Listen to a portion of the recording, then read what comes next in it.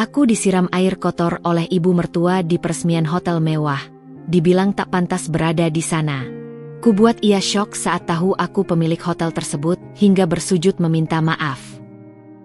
Sebelum masuk ke ceritanya, jangan lupa absen dulu bunda-bunda semua dari daerah mana saja, agar kita makin akrab.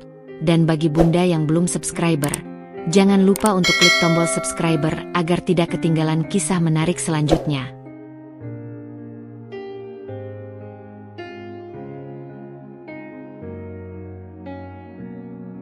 Namaku Naya Adelia, dan sejak kecil, duniaku jauh dari gemerlap kemewahan. Tumbuh besar di sudut kota Jakarta yang padat, di sebuah rumah kontrakan kecil bersama kedua orang tua yang bekerja keras, aku belajar satu hal. Impian tak mengenal batas dinding. Ayahku seorang buruh pabrik yang jujur dan ibuku penjahit rumahan dengan tangan ajaib. Dari mereka, aku mewarisi kegigihan dan keyakinan bahwa setiap jahitan kecil bisa menjadi karya besar. Setiap kerja keras akan membuahkan hasil. Sejak bangku sekolah dasar, aku sudah terpukau dengan gedung-gedung tinggi, terutama hotel-hotel megah yang sesekali kulewati saat naik angkutan umum. Lampu-lampu yang berkilauan di malam hari, lobi yang luas dengan hiasan kristal, dan deretan mobil mewah yang parkir di depannya seolah memancarkan aura berbeda. Itu bukan sekadar bangunan bagiku. Itu adalah simbol dari sebuah dunia di mana orang-orang bisa bersantai, bermimpi, dan merasakan kenyamanan sempurna. Aku sering membayangkan bagaimana rasanya memiliki tempat seperti itu, membangunnya dari nol, dan melihatnya berdiri tegak sebagai bukti sebuah visi. Mimpi itu terus tumbuh bersamaku. Saat teman-temanku asyik membahas selebriti atau tren terbaru, aku justru menghabiskan waktu membaca buku-buku tentang arsitektur, manajemen perhotelan, atau kisah-kisah sukses pengusaha properti. Aku tak punya banyak uang untuk kursus mahal atau sekolah bergengsi. Oleh karena itu, perpustakaan kota dan internet adalah universitas utamaku.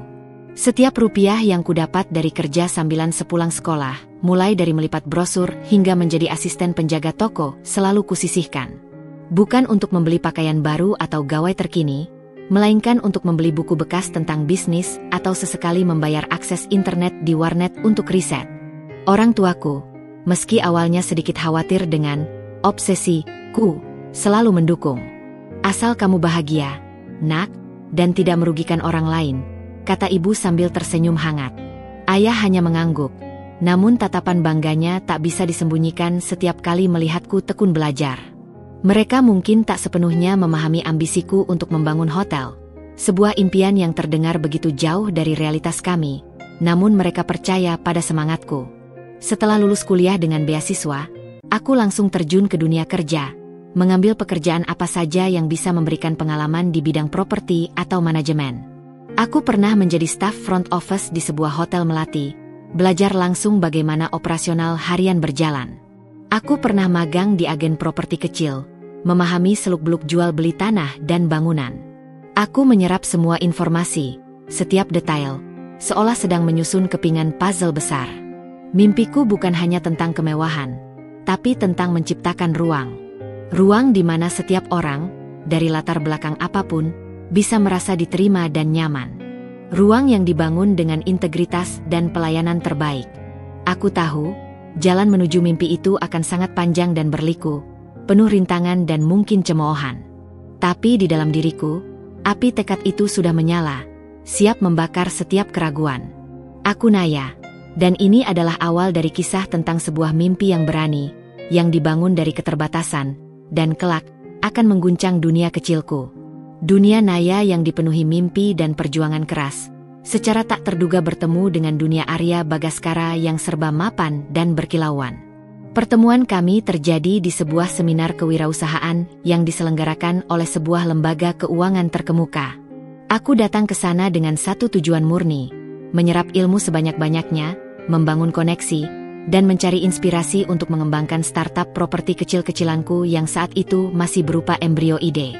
Aku duduk di barisan depan, buku catatan dan pena selalu siap di tangan, tak ingin melewatkan satupun poin penting dari para pembicara.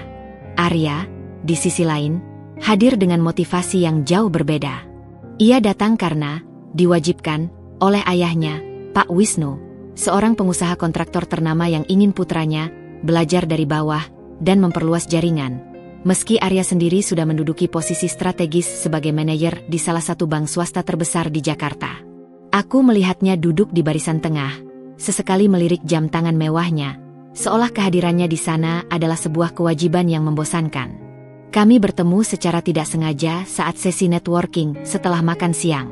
Aku, dengan rasa ingin tahu yang besar, memberanikan diri mendekati salah satu narasumber yang baru saja mempresentasikan model investasi properti syariah. Di sana, Arya sedang berdiri di dekat kerumunan, sesekali menyimak. Saat narasumber selesai menjawab pertanyaanku, aku tanpa sengaja menyenggol Arya dan menjatuhkan pulpennya. "Maafkan saya," kataku tulus, membungkuk untuk mengambil pulpennya. "Tidak apa-apa," jawab Arya, suaranya dalam dan tenang. Ia menatapku dengan sorot mata yang penuh rasa ingin tahu, mungkin sedikit terkejut. "Tadi saya dengar pertanyaan Anda tentang investasi properti. Pemahaman Anda cukup detail untuk seseorang yang terlihat tidak berkecimpung di bidang itu." Ada sedikit nada skeptis namun penasaran di akhir kalimatnya. Aku tersenyum tipis. Saya sedang merintis di bidang ini. Belajar dari mana saja, termasuk dari seminar seperti ini.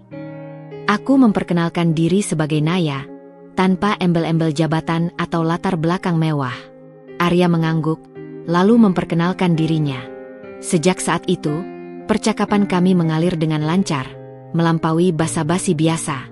Ia terkesan dengan pemahamanku yang mendalam tentang dinamika pasar properti, analisis risiko, dan tren pembangunan, meskipun aku mengakui bahwa latar belakang pendidikanku tak seformal dirinya di bidang keuangan. Aku sendiri terpukau dengan pengetahuannya yang luas, caranya menjelaskan konsep-konsep ekonomi makro dengan begitu mudah, dan visinya yang tajam tentang masa depan investasi. Arya bukan hanya sekadar anak orang kaya yang sombong.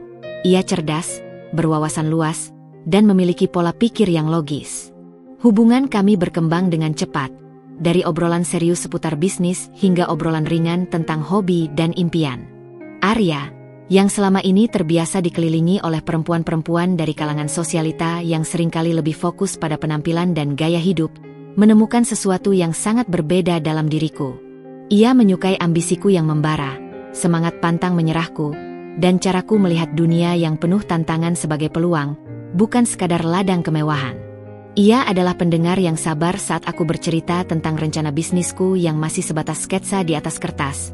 Ia tak pernah meremehkan, justru selalu memberikan masukan konstruktif dan dorongan. Aku sendiri menemukan Arya sebagai sosok yang pengertian, cerdas, dan memiliki hati yang baik. Di balik posisinya yang tinggi dan latar belakangnya yang mapan, ia adalah pria yang rendah hati dan menghargai kerja keras. Bagiku, ia bukan hanya kekasih, tetapi juga teman diskusi yang ideal. Namun, di balik semua keindahan hubungan kami, ada satu kerikil tajam yang tak bisa dihindari dan terus-menerus mengganjal di benakku. Keluarga Arya, terutama ibunya, Bu Lastri. Arya sudah sering bercerita tentang betapa protektif dan selektifnya Bu Lastri dalam memilih calon menantu. "Ibu selalu ingin yang terbaik untukku, Naya," jelas Arya suatu sore, dengan nada sedikit pasrah. Dan, terbaik, baginya berarti yang bisa mengangkat derajat keluarga, yang punya latar belakang sepadan, dan koneksi sosial yang luas. Dalam benak Bu Lastri, setara, berarti seseorang yang berasal dari keluarga kaya raya, memiliki gelar dari universitas-universitas bergengsi di luar negeri, dan aktif dalam lingkaran sosialita papan atas. Aku tahu persis bahwa aku tidak memenuhi satu pun dari kriteria itu. Pendidikan S1ku dari universitas negeri biasa, latar belakang keluargaku yang sederhana sebagai anak buruh dan penjahit, dan statusku sebagai perintis startup kecil yang belum memiliki nama, jelas berada di kategori jauh dari harapan Bu Lastri. Arya selalu meyakinkanku untuk tidak khawatir. "Aku mencintaimu, Naya. Itu yang terpenting," ujarnya, menggenggam tanganku erat. "Aku akan berbicara dengan ibu. Dia pasti akan mengerti, cepat atau lambat." Aku mencoba untuk optimis, percaya pada kekuatan cinta kami. Namun, ada sebuah firasat samar yang tak bisa kuusir, sebuah kecemasan yang terus menggelitik hatiku. Perbedaan dunia kami terlalu mencolok, dan terkadang, cinta saja tidak cukup untuk menjembatani jurang yang begitu dalam, terutama jika ada orang ketiga yang terus-menerus menarik tali pemisah dan menaburkan kerikil di jalan kami. Pertemuan pertamaku dengan Bu Lastri, yang sebentar lagi akan terjadi, seolah menjadi ujian sesungguhnya bagi hubungan ini. Hari itu akhirnya tiba. Setelah berminggu-minggu Arya meyakinkanku dan mengatur waktu yang tepat, ia berhasil menjadwalkan makan malam pertama kami dengan ibunya, Bu Lastri. Perasaanku campur aduk, antara gugup yang mencekam, antusiasme untuk menunjukkan diriku yang sebenarnya, dan sedikit cemas akan penilaian yang tak terhindarkan.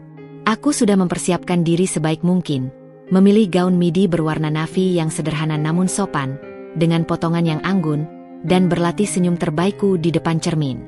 Arya terus-menerus meyakinkanku bahwa semuanya akan baik-baik saja, bahwa Bu Lastri pasti akan menyukaiku jika ia mengenalku lebih jauh. Ibu mungkin butuh waktu, Naya, tapi dia orang baik kok, katanya dengan senyum menenangkan. Aku ingin mempercayainya sepenuh hati. Saat kami tiba di restoran bintang 5 yang mewah itu, sebuah tempat yang biasanya hanya kulihat dari luar, Bu Lastri sudah duduk anggun di meja bundar yang dipesan Arya, ditemani oleh seorang wanita lain yang kuperkirakan adalah teman dekatnya, Ibu Tania. Atmosfer restoran yang berkelas, dihiasi lampu kristal dan alunan musik klasik yang lembut, terasa kontras dengan aura elegansi dan kemewahan yang memancar kuat dari penampilan Bu Lastri. Rambutnya tertata rapi dalam sanggul modern, perhiasan emas putih bertaburan di leher jenjang dan jemarinya yang lentik, dan tas tangan bermerek edisi terbatas tergeletak santai di samping kursinya. Ia tampak sempurna, persis seperti bayangan wanita sosialita kaya raya yang sering kudengar atau lihat di majalah. "Selamat malam, Bu," sapaku ramah sambil tersenyum tulus, sedikit membungkuk hormat, seperti yang diajarkan ibuku. Arya menggenggam tanganku erat, seolah memberikan dukungan moral yang sangat kubutuhkan. Bu Lastri mengangkat kepalanya, sorot matanya tajam dan menilai dari ujung rambut hingga ujung kaki, berhenti sesaat pada gaun sederhanaku, lalu beralih ke wajahku. Senyum tipis, nyaris tak terlihat, terukir di bibirnya. Senyum itu, entah mengapa, terasa dingin dan tanpa kehangatan sedikit pun, lebih mirip sebuah formalitas daripada sambutan. "Oh, ini Naya?" Suaranya lembut, namun ada nada datar yang membuatku merinding. "Arya banyak sekali bercerita tentangmu." Nada, banyak sekali, itu terdengar ambigu, seperti kalimat pembuka untuk sebuah interogasi. "Iya, Bu. Senang sekali akhirnya bisa bertemu dengan Ibu," jawabku, berusaha tetap tenang, suaraku sedikit bergetar namun tetap ramah. Kami duduk. Arya dengan cepat mengambil alih percakapan, mencoba mencairkan suasana dengan cerita-cerita lucu tentang hari kerjanya atau pertanyaan-pertanyaan ringan tentang menu makanan. Namun, setiap kali Bu Lastri berbicara, fokusnya selalu padaku, dan pertanyaannya terasa seperti interogasi halus yang direncanakan. "Jadi, Naya, kamu bilang kamu dari mana? Daerah mana ya?" tanyanya, seolah lupa padahal Arya sudah pernah memberitahunya dengan detail. Ada nada yang menyeratkan, tempat yang tidak penting, di balik pertanyaan itu.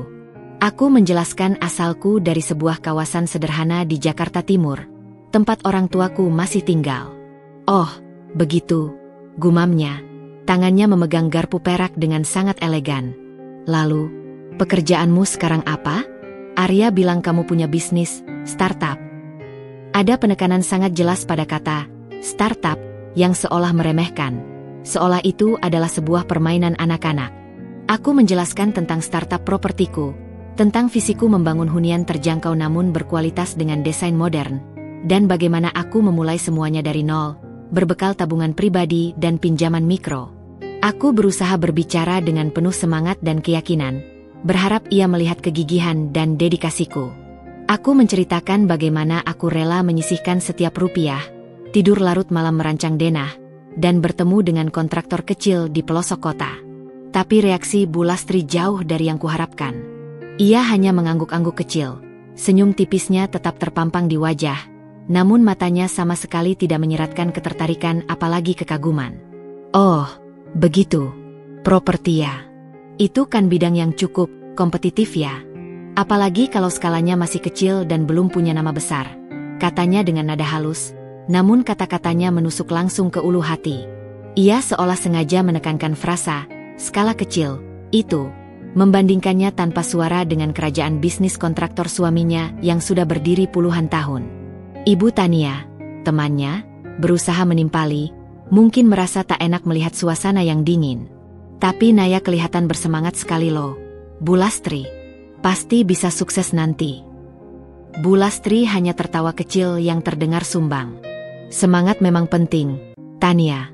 Tapi di bisnis itu, apalagi properti, yang terpenting itu jaringan, modal, dan nama besar keluarga. Kamu tahu kan, Arya, ayahmu itu sudah berapa puluh tahun membangun jaringannya? Tidak bisa instan itu. Ia menoleh pada Arya, seolah ingin menyiratkan bahwa aku tak memiliki apa-apa dibandingkan dengan mereka, dan bahwa impianku terlalu naif. Sepanjang makan malam, pertanyaan-pertanyaan Bu Lastri terus mengalir, seolah ia sedang mengumpulkan bukti demi menguatkan prasangkanya sendiri tentang diriku. Ia bertanya tentang latar belakang pendidikanku yang hanya dari universitas negeri biasa, pekerjaanku sebelum ini yang sekadar staf front office dan magang di agen properti kecil, bahkan detail-detail yang sangat pribadi seperti hobi orang tuaku dan apakah kami punya aset di kampung. Setiap jawabanku, yang kujelaskan dengan jujur dan apa adanya, selalu disambut dengan senyum tipis yang terasa lebih dingin daripada es, dan komentar-komentar terselubung yang meremehkan dan merendahkan. Ia tidak pernah secara langsung mengatakan bahwa aku tidak pantas, namun seluruh gestur tubuhnya, nada bicaranya yang sinis, dan cara ia menatapku, berteriak hal yang sama, aku tak setara.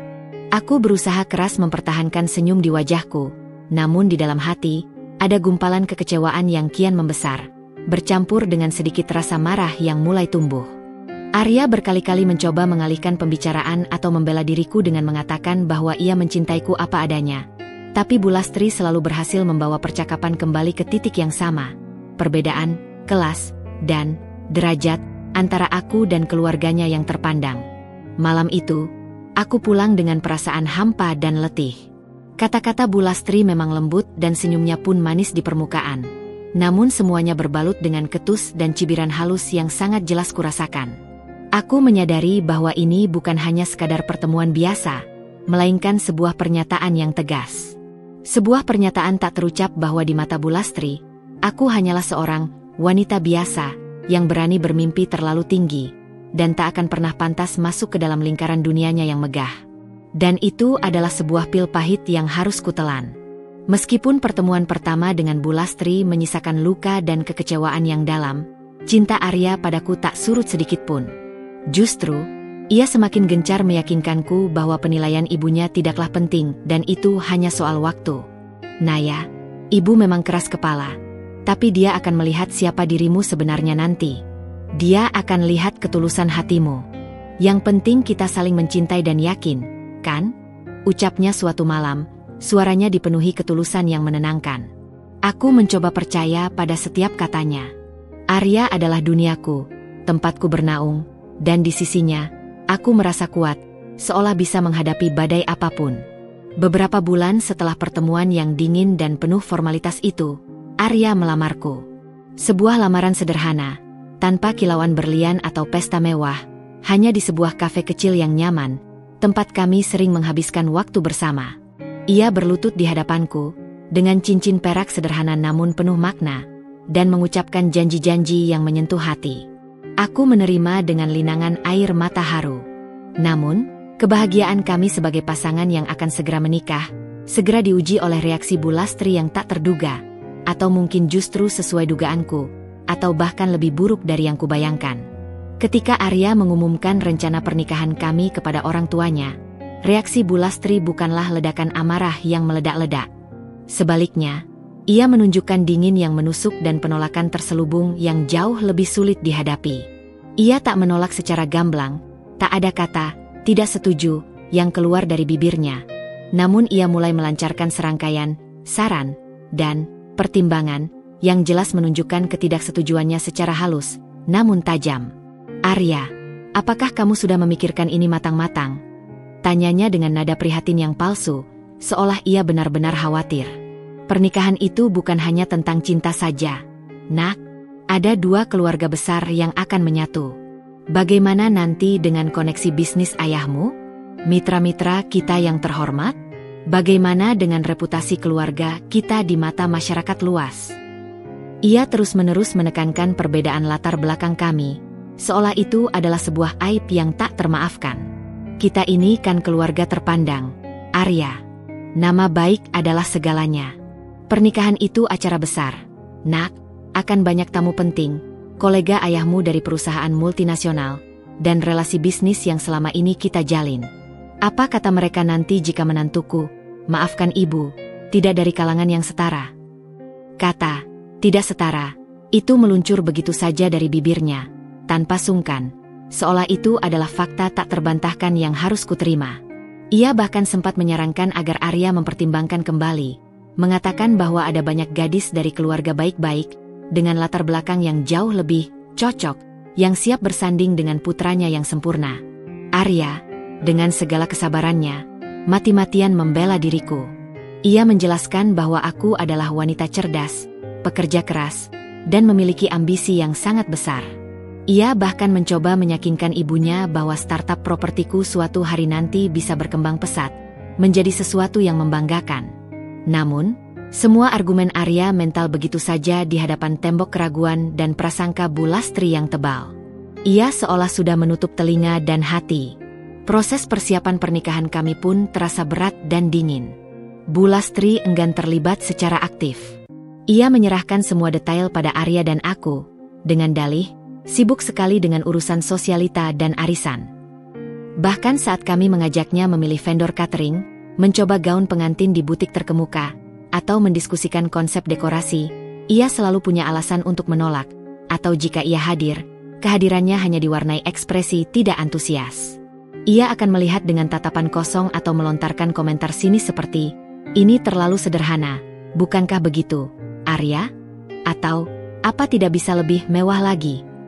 Ia seolah ingin mengatakan, "Ini bukan levelku, ini tidak sesuai standar keluargaku." Aku dan Arya akhirnya memutuskan untuk mengadakan pernikahan yang sederhana namun berkesan, jauh dari kesan pesta sosialita. Bukan karena keterbatasan biaya, Arya sebenarnya mampu mengadakan pesta besar, melainkan karena kami ingin itu menjadi perayaan cinta kami, bukan panggung untuk memamerkan status sosial. Kami hanya mengundang keluarga dekat dan beberapa teman terdekat yang tulus. Arya bahkan sempat bersitegang hebat dengan Bu Lastri karena ibunya bersikeras ingin acara pernikahan digelar besar-besaran di Hotel Bintang 5, sesuai standar sosialita mereka, namun Arya menolak keras, bersikeras ingin menghargai keputusanku. Pada hari pernikahan, Bu Lastri hadir dengan wajah datar, senyum yang dipaksakan dan nyaris tidak mencapai matanya. Ia menyapa tamu-tamu lainnya dengan ramah dan penuh senyum palsu, namun ketika gilirannya berbicara denganku, matanya tetap memancarkan ketidakpuasan yang jelas. "Selamat, ya, Naya," katanya singkat, tanpa pelukan hangat layaknya seorang ibu mertua, hanya sebuah jabat tangan formal yang dingin dan singkat. Ia mengenakan kebaya yang sangat mewah, bertabur permata, dan riasan yang mencolok, seolah ingin menunjukkan bahwa meskipun acaranya sederhana, ia tetap datang dengan standarnya sendiri, menjadikannya pusat perhatian yang tak sengaja, atau mungkin sengaja. Beberapa kerabat Arya, yang tampaknya terpengaruh oleh pandangan Bu Lastri, juga menunjukkan sikap yang serupa. Ada bisikan-bisikan samar di pojok ruangan tentang, "Siapa Naya itu?" Tatapan kasihan yang membuatku risih, atau pertanyaan-pertanyaan terselubung tentang asal-usulku, dan apa pekerjaan orang tuaku. Aku berusaha tegar, fokus pada kebahagiaanku bersama Arya, mengabaikan semua pandangan dan bisikan itu. Di sampingku, Arya tak henti-hentinya menggenggam tanganku, sesekali mengusap punggungku, memberiku kekuatan dan menenangkan. Ia tahu apa yang kurasakan, dan ia berusaha keras menutupi celaan terselubung dari keluarganya. Meskipun pernikahan kami berjalan lancar, aku tak bisa menghapus memori tentang pandangan-pandangan meremehkan itu. Rasanya seperti sebuah luka kecil yang terus menganga, sebuah duri dalam daging yang tak terlihat namun selalu terasa. Aku tahu, ini baru permulaan dari perjuanganku. Perjalanan sebagai menantu di keluarga Arya, terutama dengan Bu Lastri, akan menjadi sebuah tantangan besar yang mungkin jauh lebih berat dari yang kubayangkan. Tapi di hadapan altar, di samping Arya yang kucintai, aku bersumpah pada diriku sendiri. Aku akan membuktikan bahwa cinta tulus, integritas, dan kerja keras jauh lebih berharga daripada latar belakang sosial atau status kekayaan semata. Dan bahwa suatu hari nanti, aku akan berdiri tegak, tanpa perlu validasi dari siapapun. Setelah menikah, kehidupan rumah tanggaku dengan Arya berjalan harmonis. Setidaknya di balik pintu rumah kami yang sederhana namun penuh cinta. Arya adalah suami yang luar biasa, penuh perhatian, dan selalu mendukung setiap langkahku. Ia adalah jangkar bagiku di tengah badai kritik dari keluarganya. Namun, di luar sana, di setiap pertemuan keluarga besar, atau bahkan saat Bu Lastri berkunjung untuk sekadar menjenguk, yang lebih sering terasa seperti inspeksi, bayangan ketidaksetujuannya masih terasa menusuk. Aku berusaha keras untuk tidak membiarkan hal itu memengaruhiku, memilih untuk memfokuskan seluruh energi dan pikiranku pada impian besarku, membangun sebuah hotel. Aku tahu, untuk mewujudkan mimpi sebesar itu, sebuah hotel bintang 5 yang megah seperti yang sering kulihat di majalah dan televisi, aku harus memulai dari skala yang jauh lebih kecil, dari bawah, dengan segala keterbatasan yang kumiliki. Aku menggunakan tabungan pribadiku yang kukumpulkan sejak lama dari hasil kerja keras sambilan dan honor kuliah, ditambah sedikit modal awal dari Arya yang ia berikan sebagai hadiah pernikahan. Arya memberikannya diam-diam, tanpa sepengetahuan ibunya, karena ia tahu bagaimana Bu Lastri akan meremehkan setiap usaha mandiriku. Dengan modal terbatas itu, aku memberanikan diri mendirikan sebuah startup properti kecil-kecilan yang kuberi nama Naya Gria Impian. Nama itu adalah manifestasi dari semua harapan dan cita-citaku. Awalnya, fokus utamaku adalah merenovasi rumah-rumah tua yang terbengkalai di pinggiran Jakarta, seperti di daerah Cibubur dan Depok. Aku akan mencari properti yang harganya masih terjangkau, seringkali dari lelang bank atau penawaran langsung dari pemilik yang butuh uang cepat. Lalu, aku akan merancang ulang interiornya, mengubahnya menjadi hunian modern dan nyaman, dan menjualnya kembali dengan keuntungan yang tipis. Modal yang minim membuatku harus bekerja keras layaknya kuli bangunan. Pagi buta, aku sudah di pasar bangunan, bernegosiasi dengan pemasok untuk mendapatkan material dengan harga terbaik. Siang hari, aku akan berkeliling dari satu proyek ke proyek lain, mengawasi para tukang, memastikan setiap detail pengerjaan sesuai dengan rencanaku.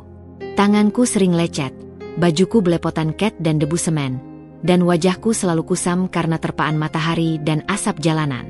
Malam hari, setelah Arya pulang kerja, aku masih harus duduk di depan laptop, mendesain ulang denah, membuat perhitungan anggaran, dan menghubungi calon pembeli. Tidur larut malam dan bangun sangat pagi sudah menjadi rutinitas. Banyak orang meragukanku, bahkan teman-teman dekatku yang tahu perjuanganku. Apa yakin bisa, Naya? Ini kan dunia laki-laki, penuh intrik. Atau, modalku pas-pasan begitu, mana bisa bangun rumah? Nanti malah rugi. Namun, setiap keraguan dan cibiran itu justru membakar semangatku lebih kuat. Aku melihatnya sebagai tantangan, sebuah bahan bakar untuk membuktikan bahwa mereka salah. Bu Lastri, tentu saja, adalah salah satu peragu terbesar, bahkan mungkin yang paling vokal. Setiap kali ia berkunjung ke rumah kami dan melihatku sibuk dengan laptop, tumpukan denah, atau sampel keramik, ia akan melontarkan komentar sinis dengan senyum mengejek yang khas. Masih sibuk dengan proyek-proyek kecilmu, Naya? Kelihatannya kok belum ada yang jadi besar ya? Ia akan menekankan kata kecil dengan nada yang merendahkan, seolah aku hanya sedang bermain boneka. Iya, Bu. Ini Naya Gria Impian, jawabku suatu kali, mencoba menjelaskan dengan antusiasme yang tak pernah pudar. Sekarang sedang proses renovasi 3 unit rumah di daerah Cibubur. Semoga akhir bulan ini salah satunya bisa closing. Bu Lastri hanya mengangkat alisnya tinggi-tinggi, seolah itu adalah hal yang sangat remeh dan tidak berarti apa-apa. Oh, Cibubur ya? Yah, lumayanlah untuk permulaan, katanya enteng. Tapi properti itu kan bisnis yang butuh modal besar dan koneksi kuat, Naya. Ayah Arya saja butuh puluhan tahun untuk bisa membangun jaringan seperti sekarang. Bahkan harus punya kenalan pejabat dan bankir-bankir besar. Kamu kan tahu sendiri, jaringanmu seberapa. Ia selalu membandingkanku dengan Pak Wisnu, ayah Arya, yang memiliki perusahaan kontraktor raksasa dengan proyek-proyek bernilai triliunan. Baginya, apa yang kulakukan hanyalah sebuah hobi atau main-main saja yang tidak akan pernah menghasilkan apa-apa. Arya selalu berusaha membela. Bu, Naya itu sangat gigih loh. Proyeknya sudah ada beberapa yang sukses dijual. Untungnya juga lumayan. Bu, bisa buat modal lagi. Untung lumayan? Ya paling hanya cukup untuk bayar cicilan bulanan atau beli tas desainer yang 1-2 biji itu saja kan, Nak? Timpal Bu Lastri enteng, seolah kekayaan dan kesuksesan diukur dari jumlah tas bermerek yang dimiliki.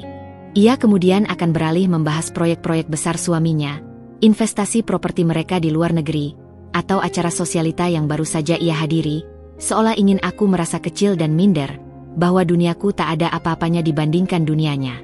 Ia ingin aku menyadari tempatku di bawah kakinya. Namun, di balik semua cibiran, tatapan meremehkan, dan perbandingan yang menyakitkan itu, aku tidak pernah menyerah. Setiap renovasi yang berhasil, setiap unit rumah yang terjual, adalah sebuah kemenangan kecil yang sangat berarti bagiku. Aku menginvestasikan kembali semua keuntungan, sedikit demi sedikit membeli tanah yang lebih luas, lalu mulai membangun rumah dari nol dengan desain yang lebih modern dan efisien. Aku belajar dari setiap kegagalan, memperbaiki strategi pemasaran, dan terus mencari peluang baru, bahkan jika itu berarti harus bekerja 18 jam sehari. Ada kalanya aku merasa sangat lelah, nyaris putus asa, bahkan ingin menyerah dan kembali menjadi karyawan biasa. Namun, setiap kali melihat sketsa hotel impianku yang kupajang di dinding ruang kerjaku, sebuah desain lobi megah dan kamar-kamar elegan yang kubayangkan, semangatku kembali menyala, membakar setiap keraguan. Naya Gria impian memang masih kecil di mata Bu Lastri, tapi bagiku, itu adalah fondasi yang kokoh. Fondasi yang kelak akan menopang gedung pencakar langit impianku, sebuah hotel yang akan berdiri megah. Aku menyadari bahwa Bu Lastri tidak akan pernah memahami ambisiku, atau mungkin ia memang tidak ingin memahaminya karena itu akan meruntuhkan fantasinya tentang kelas. Baginya, aku akan selalu menjadi menantu yang tak setara, dengan bisnis kecil yang diremehkan, dan mimpi yang terlalu tinggi. Tapi aku tahu, suatu hari nanti, bisnis kecil ini akan tumbuh menjadi sesuatu yang jauh melampaui imajinasinya yang sempit, sesuatu yang akan membuatnya syok dan mungkin, untuk pertama kalinya, melihatku sebagai diriku yang sebenarnya. Tahun-tahun berlalu, dan Naya Gria impian bukan lagi sekadar startup kecil yang diremehkan. Dengan kerja keras yang tak kenal lelah, visi yang kuat, dan manajemen keuangan yang ketat, bisnisku terus berkembang pesat. Dari renovasi rumah-rumah tua, aku merambah ke pembangunan klaster perumahan mungil dengan desain modern dan fungsional di pinggiran kota. Keberhasilan ini kemudian membawaku ke proyek yang lebih besar. Pembangunan apartemen skala menengah yang sukses terjual habis dalam waktu singkat. Setiap keuntungan, bahkan koin terakhir, selalu kuinvestasikan kembali. Aku tidur kurang, bekerja keras tanpa kenal lelah, dan menghadapi segala rintangan, mulai dari perizinan yang rumit hingga fluktuasi harga material, dengan kepala tegak dan keyakinan penuh.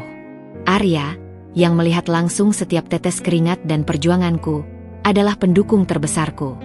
Ia bahkan sering membantuku di akhir pekan, mempelajari proposal bisnis, memberikan masukan dari sudut pandang perbankan yang sangat berharga, dan menjadi soundboard ideal untuk setiap ide gilaku. Hingga suatu hari, sebuah kesempatan emas yang mengubah segalanya datang mengetuk pintu. Melalui jaringan koneksi yang kubangun dari proyek-proyek sebelumnya, aku diperkenalkan dengan sebuah konsorsium investor asing yang tertarik untuk berinvestasi di pasar properti Indonesia, khususnya di sektor perhotelan. Mereka mencari mitra lokal yang memiliki visi segar dan rekam jejak yang terbukti, meskipun belum sebesar nama-nama lama. Aku mempresentasikan visiku untuk membangun hotel yang tidak hanya mewah, tetapi juga memadukan desain modern yang inovatif, kenyamanan maksimal bagi tamu, dan keramahan khas Indonesia yang otentik. Mereka melihat potensi besar dalam brand dan etos kerja yang telah kubangun. Setelah negosiasi panjang dan melelahkan, yang melibatkan presentasi berulang kali di hadapan para direktur, perjalanan dinas ke luar kota untuk studi banding, dan revisi proposal yang tak terhitung jumlahnya, kesepakatan itu akhirnya tercapai. Aku akan membangun Grand Paradise Hotel, sebuah hotel bintang 5 yang megah di jantung kota Jakarta, di lokasi strategis yang selama ini hanya bisa kulihat dari kejauhan. Impian masa kecilku, yang dulu hanya berani kubayangkan di balik jendela angkutan umum yang berdebu, kini akan menjadi kenyataan yang bisa kuraba. Pembangunan hotel memakan waktu hampir 3 tahun. Selama itu, aku menguras habis seluruh tenaga, pikiran, dan emosiku. Setiap detail, Mulai dari pemilihan jenis marmer untuk lobi utama, desain setiap kamar tidur yang nyaman dan elegan, hingga seragam staf yang mencerminkan budaya lokal, kuawasi sendiri dengan saksama. Aku ingin hotel ini bukan hanya sekadar bangunan fisik, tapi sebuah karya seni, sebuah tempat di mana setiap tamu merasa seperti pulang ke rumah, merasakan ketenangan dan kemewahan yang tak terlupakan. Arya selalu di sisiku, menjadi pendengar setia setiap keluh kesahku saat menghadapi masalah di lapangan, dan motivator ulung saat semangatku sedikit meredup. Kini, hari yang dinanti-nanti itu akhirnya tiba, peresmian Grand Paradise Hotel. Undangan-undangan mewah telah disebar ke berbagai penjuru, menjangkau ratusan tamu penting. Akan hadir pejabat tinggi pemerintahan, rekan bisnis dari dalam dan luar negeri, perwakilan media massa nasional, para selebriti, hingga tentu saja, keluarga besar Arya. Perasaanku saat itu campur aduk, seperti roller coaster emosi. Ada kebanggaan yang membuncah karena berhasil mewujudkan mimpi yang dulu sering ditertawakan. Ada haru yang tak terkira karena mengingat semua perjuangan dan pengorbanan yang telah kulalui. Dan ada kebahagiaan tak terlukiskan karena akhirnya, setelah semua cemoohan dan keraguan yang menghantam, aku bisa membuktikan bahwa mimpi tak mengenal batasan, bahwa kerja keras akan selalu menemukan jalannya. Namun, di balik semua euforia yang melingkupiku, terselip sebuah kecemasan yang familiar, sebuah bayangan yang tak bisa kuhindari, kehadiran Bu Lastri. Arya sudah memberitahu ibunya tentang proyek hotel ini, tentu saja tanpa menyebutkan secara gamblang bahwa aku adalah pemilik utamanya. Ia hanya mengatakan bahwa aku terlibat dalam proyek besar yang sangat menjanjikan, dan meminta Bu Lastri untuk hadir di peresmian. Reaksi Bu Lastri, seperti biasa, dingin, skeptis, dan penuh prasangka. Hotel? Memangnya Naya ada modal sebanyak apa? Paling itu hanya proyek patungan kecil-kecilan dengan investor yang tidak jelas, kan? Arya, kamu jangan terlalu melebih-lebihkan menantumu itu, katanya kepada Arya di telepon, yang tak sengaja kudengar saat Arya menyalakan loudspeaker. Aku datang nanti kalau tidak ada acara lain yang lebih penting. Lagi pula, apa gunanya sih datang ke acara seperti itu? Paling hanya pamer-pamer saja, tidak ada substansinya. Mendengar itu, hatiku terasa perih. Bahkan setelah bertahun-tahun, setelah semua pencapaian yang kuraib, setelah semua bukti nyata yang kupersembahkan, Bu Lastri tetap meremehkanku. Ia bahkan tak tahu bahwa hotel yang akan diresmikan itu adalah buah dari seluruh darah, keringat, dan air mataku. Arya berusaha membujuk ibunya dengan mengatakan bahwa banyak relasi penting dari kalangan atas akan hadir. Dan itu bisa jadi kesempatan emas untuk memperluas jaringan bisnis mereka. Akhirnya, Bu Lastri setuju untuk datang, namun dengan nada yang jelas menunjukkan keengganan dan seolah terpaksa. Aku tahu, kedatangannya bukan untuk memberi restu atau dukungan tulus. Ia datang karena Arya membujuknya dengan iming-iming relasi, atau mungkin karena rasa penasaran yang tersembunyi, ingin melihat seberapa kecil proyekku kali ini, ingin memastikan bahwa ia benar dalam penilaiannya. Peresmian ini adalah momen paling penting dalam hidup profesional dan pribadiku. Aku ingin menikmatinya seutuhnya, tanpa bayang-bayang ketidaknyamanan atau drama keluarga. Namun, aku tidak bisa memungkiri bahwa kehadiran Bu Lastri akan menjadi salah satu sumber stres terbesar malam itu. Aku hanya bisa berharap, ia tidak akan membuat ulah yang memalukan di hari bersejarah ini. Suasana di lobi Grand Paradise Hotel semakin ramai dan hangat. Para tamu penting mulai berdatangan, termasuk beberapa menteri, pengusaha properti kenamaan, dan selebriti ibu kota. Aku dan Arya sibuk menyapa, berbincang, dan memastikan semua berjalan lancar. Aku merasa begitu bangga, melihat hasil kerja kerasku berdiri megah, menjadi bukti nyata bahwa mimpi bisa diwujudkan. Senyum tak lepas dari bibirku, dan rasa percaya diri membuncah. Aku baru saja selesai berbincang serius dengan perwakilan dari Kementerian Pariwisata mengenai potensi pengembangan wisata di daerah lain, saat tiba-tiba, sebuah bisikan dingin menelusup dari belakang punggungku. Lihatlah menantu itu, Arya. Berlagak paling penting di sini. Tidak tahu malu. Suara Bu Lastri menusuk tajam, meski ia berusaha merendahkannya. Ia berdiri tak jauh dariku, dengan Ibu Tania di sampingnya, menatapku dengan sorot mata jijik. Aku mencoba mengabaikannya, melanjutkan diskusi pentingku. Namun, Bu Lastri tidak berhenti. Gaunnya saja sederhana begitu. Pasti hasil patungan dengan orang lain. Paling cuma numpang nama saja, bisiknya lagi, kali ini sedikit lebih keras, seolah ingin memastikan aku mendengarnya. Aku bisa merasakan tatapan beberapa tamu yang mencuri dengar.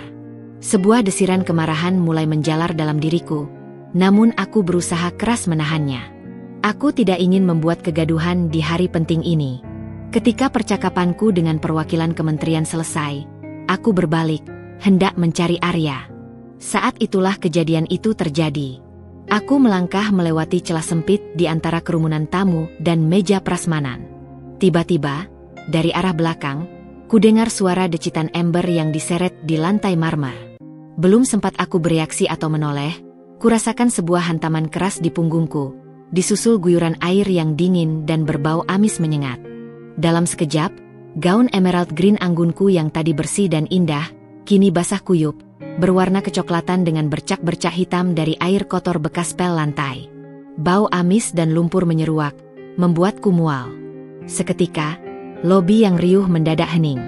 Semua mata, dari para pejabat hingga rekan bisnis, dari wartawan hingga kerabat, kini tertuju padaku. Mereka menatapku dengan campuran kaget, bingung, dan beberapa di antaranya menunjukkan ekspresi kasihan. Aku berdiri mematung, menggigil bukan karena dinginnya air, melainkan menahan amarah, malu, dan rasa terhina yang luar biasa. Rasa basah dan lengket di tubuhku membuatku ingin segera menghilang dari sana. Dari kerumunan yang terdiam, suara melengking Bu Lastri memecah keheningan yang memekakkan telinga. Mampus! Dasar menantu tak tahu diri. Kamu memang pantas diperlakukan begini. Di tangannya, sebuah ember plastik bekas pel, masih meneteskan sisa-sisa air kotor yang menjijikan. Wajahnya merah padam, sorot matanya penuh kebencian dan kemenangan, seolah ia baru saja melakukan hal yang paling benar di dunia. Lihat bajumu. Menjijikkan. Memalukan keluarga Bagaskara di depan tamu-tamu terhormat ini. Teriaknya lagi, jari telunjuknya menunjuk-nunjuk ke arahku, seolah aku adalah tontonan murahan. Aku merasakan jantungku berdegup kencang, darah seolah mendidih. Aku melihat sekeliling, mencari Arya. Ia, yang baru saja datang setelah mendengar keributan, langsung berlari panik menghampiriku. Wajahnya pucat pasi melihat pemandangan itu. Ibu, apa-apaan ini? Kenapa ibu melakukan hal memalukan ini? Teriak Arya tak percaya, mencoba melindungiku dari tatapan orang banyak. Dia memang harus diberi pelajaran. Arya, lihat, dia mengotori acara penting ini dengan keberadaannya. Dia seharusnya tidak ada di sini. Balas Bu Lastri tanpa sedikit pun rasa bersalah. Matanya masih menatapku dengan nyala kemarahan. Ia bahkan mencoba maju, seolah ingin menyiramku lagi. Para tamu mulai berbisik-bisik, sebagian kaget, sebagian lagi menatapku kasihan, sebagian yang lain bahkan mulai merekam dengan ponsel mereka. Aku tahu ini adalah puncaknya. Selama ini aku memilih sabar, menahan diri dari setiap cemoohan dan hinaan. Aku memilih membuktikan segalanya dengan perbuatan, dengan kerja keras. Tapi kali ini, kesabaranku sudah habis. Ini bukan lagi soal aku, tapi harga diri dan semua pengorbanan yang telah kubuat. Aku harus menghentikan ini. Gaun emerald green yang kini basah kuyup dan kotor terasa begitu berat di tubuhku, seberat rasa malu dan amarah yang memuncak di dada. Bau amis dari air bekas pel menyeruak kuat, membuatku ingin muntah. Kurasakan tatapan ratusan pasang mata masih tertuju padaku, dari para pejabat penting hingga relasi bisnis. Mereka menatapku dengan campuran kaget, kasihan, dan beberapa di antaranya bahkan mulai berbisik-bisik atau merekam dengan ponsel mereka. Harga diriku terasa diinjak-injak, bukan hanya oleh Bu Lastri, tapi juga oleh semua mata yang menghakimiku tanpa mengetahui apapun. Arya masih berusaha menutupi tubuhku yang basah. Suaranya dipenuhi kemarahan yang jelas saat ia berhadapan dengan ibunya. Ibu, cukup. Apa yang ibu lakukan ini sangat keterlaluan. Ibu mempermalukan kita semua. Ia mencoba menarik Bu Lastri menjauh dari kerumunan. Bu Lastri justru tertawa sinis, sebuah tawa dingin yang mengiris. Keterlaluan apanya? Nak, dia yang keterlaluan. Mengotori acara penting ini dengan penampilannya yang menjijikkan. Ini kan peresmian hotel mewah. Arya, bukan pasar ikan. Harusnya ia tahu diri, tidak datang dengan pakaian lusuh dan berlagak tuan putri. Ia melirikku dengan tatapan jijik yang sama sekali tidak berubah, seolah aku adalah sampah. Kau tidak pantas di sini, Naya. Seharusnya kau pulang dan membersihkan dirimu. Jangan memalukan keluarga kami yang terhormat di hadapan semua tamu ini. Suaranya melengking, menarik perhatian lebih banyak lagi orang. Kata-kata itu, setiap suku katanya, bagaikan bensin yang disiramkan ke api yang sudah membara di dalam diriku. Selama ini, aku selalu menahan diri. Aku menelan hinaan di pertemuan pertama, mengabaikan cibiran di hari pernikahanku, dan tetap sabar menghadapi setiap remehan tentang bisnis kecilku. Aku percaya, waktu akan membuktikan segalanya. Aku percaya, kerja kerasku akan berbicara lebih keras daripada kata-kata merendahkan mereka. Aku membayangkan momen ini berulang kali, di mana aku akan menikmati hasil jerih payahku. Tapi kini, di puncak momen terpenting dalam hidupku, ia berani menumpahkan air kotor ke tubuhku, menghina dan mempermalukanku di depan ratusan tamu terhormat, dan berkata aku tidak pantas berada di tempat yang kubangun dengan tetesan darah dan keringat. Cukup. Amarah yang selama ini kupendam, kini meledak dalam sebuah ketenangan yang menakutkan. Aku menarik napas dalam, berusaha mengendalikan getaran di suaraku. Dingin dan bergetar, namun penuh ketegasan yang tak terbantahkan. Anda benar, Bu, kataku, membuat semua orang, termasuk Bu Lastri dan Arya, terkejut. Ekspresi Bu Lastri berubah dari sombong menjadi bingung, bahkan sedikit takut. Arya menatapku dengan cemas, tidak tahu apa yang akan kulakukan. Saya memang tidak pantas berada di sini, lanjutku, membiarkan kalimat itu menggantung di udara, menciptakan ketegangan yang menyesakan. Aku melangkah maju, perlahan, membiarkan tetesan air kotor dari gaunku jatuh ke lantai marmer berkilau, menciptakan noda-noda kecil yang kontras dengan kemegahan sekeliling. Setiap langkah terasa berat, namun tekadku lebih besar daripada beban air kotor di gaunku. Aku menatap lurus ke mata Bu Lastri, menembus kedalaman keangkuhan dan prasangkanya, seolah mengunci pandangannya. Suasana semakin hening. Setiap orang menanti kelanjutan kalimatku, menahan napas. Saya memang tidak pantas berada di sini, ulangku, kini dengan suara yang lebih lantang dan jelas, menusuk ke setiap sudut ruangan, memastikan setiap tamu mendengarnya. Dengan kondisi seperti ini, basah dan kotor seperti ini, saya tidak pantas. Aku berhenti sejenak, membiarkan ketegangan membangun, membiarkan mereka mencerna setiap kata. Amarah yang membara dalam diriku kini telah berubah menjadi ketenangan yang luar biasa, dingin seperti es.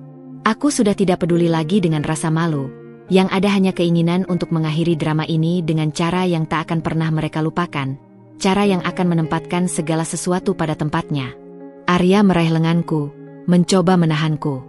Naya, jangan kendalikan dirimu, bisiknya, mungkin takut aku akan melakukan hal yang impulsif atau memperburuk keadaan. Namun, aku melepaskan genggamannya dengan lembut namun pasti. Tidak apa-apa, Arya, kataku pelan kepadanya, tanpa memutuskan kontak mata dengan Bu Lastri. Ini adalah momenku. Momen untuk menumpahkan semua yang telah kupendam selama bertahun-tahun, semua luka yang ia torehkan. Momen untuk membuktikan bahwa aku bukan lagi Naya yang bisa diinjak-injak, bukan lagi wanita yang bisa diremehkan. Aku mengarahkan tangan kananku, dengan gestur yang anggun dan percaya diri, menunjuk ke sekeliling lobi yang megah, ke setiap detail yang telah kurancang dengan susah payah, dari lampu kristal, lukisan di dinding, hingga keharuman ruangan. Tapi yang membuat saya tidak pantas berada di sini, suaraku kini mencapai puncaknya, memenuhi seluruh ruangan dengan resonansi yang kuat, adalah karena sayalah yang memiliki tempat ini. Seketika, ruangan yang tadinya bising oleh bisikan, gumaman, dan jepretan kamera, kini hening total, seolah waktu berhenti berputar. Kata-kataku, sayalah yang memiliki tempat ini, menggema di setiap sudut lobi Grand Paradise, meresap ke dalam keheningan yang mencekam dan menusuk relung hati setiap orang yang mendengarnya. Bu Lastri, yang semula berdiri angkuh dengan senyum sinisnya, kini mematung bagaikan patung marmer. Wajahnya yang tadi merah padam karena amarah, perlahan namun pasti berubah pucat pasi, seperti darah yang mengering dari wajahnya.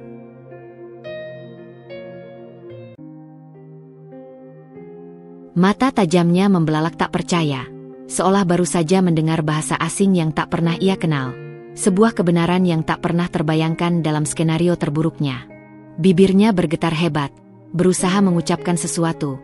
Namun tak ada suara yang keluar, hanya embusan napas yang tertahan. Arya, yang sedari tadi mencoba menenangkanku dan melindungi dari amukan ibunya, kini menatapku dengan ekspresi campur aduk, kaget yang luar biasa, takjub, dan sedikit bersalah. Ia mengenal ambisiku, ia tahu tentang proyek besarku yang selalu kubicarakan. Ia bahkan sering membantuku menganalisis data keuangan. Tapi aku tak pernah secara eksplisit memberitahunya bahwa aku adalah pemilik tunggal dari hotel semegah ini. Aku sengaja merahasiakan detail kepemilikan penuh darinya dan keluarga besarnya, membiarkan mereka tetap berprasangka bahwa ini hanyalah proyek patungan kecil, atau aku hanya bagian dari tim manajemen. Aku ingin kejutan ini menjadi pukulan telak yang tak terbantahkan bagi Bu Lastri, sebuah momen di mana ia tak bisa lagi meremehkanku dengan alasan apapun. Beberapa tamu mulai berbisik-bisik, bisikan mereka terdengar seperti desisan ular di keheningan yang tebal. Apa katanya tadi? Dia pemiliknya. Hotel ini?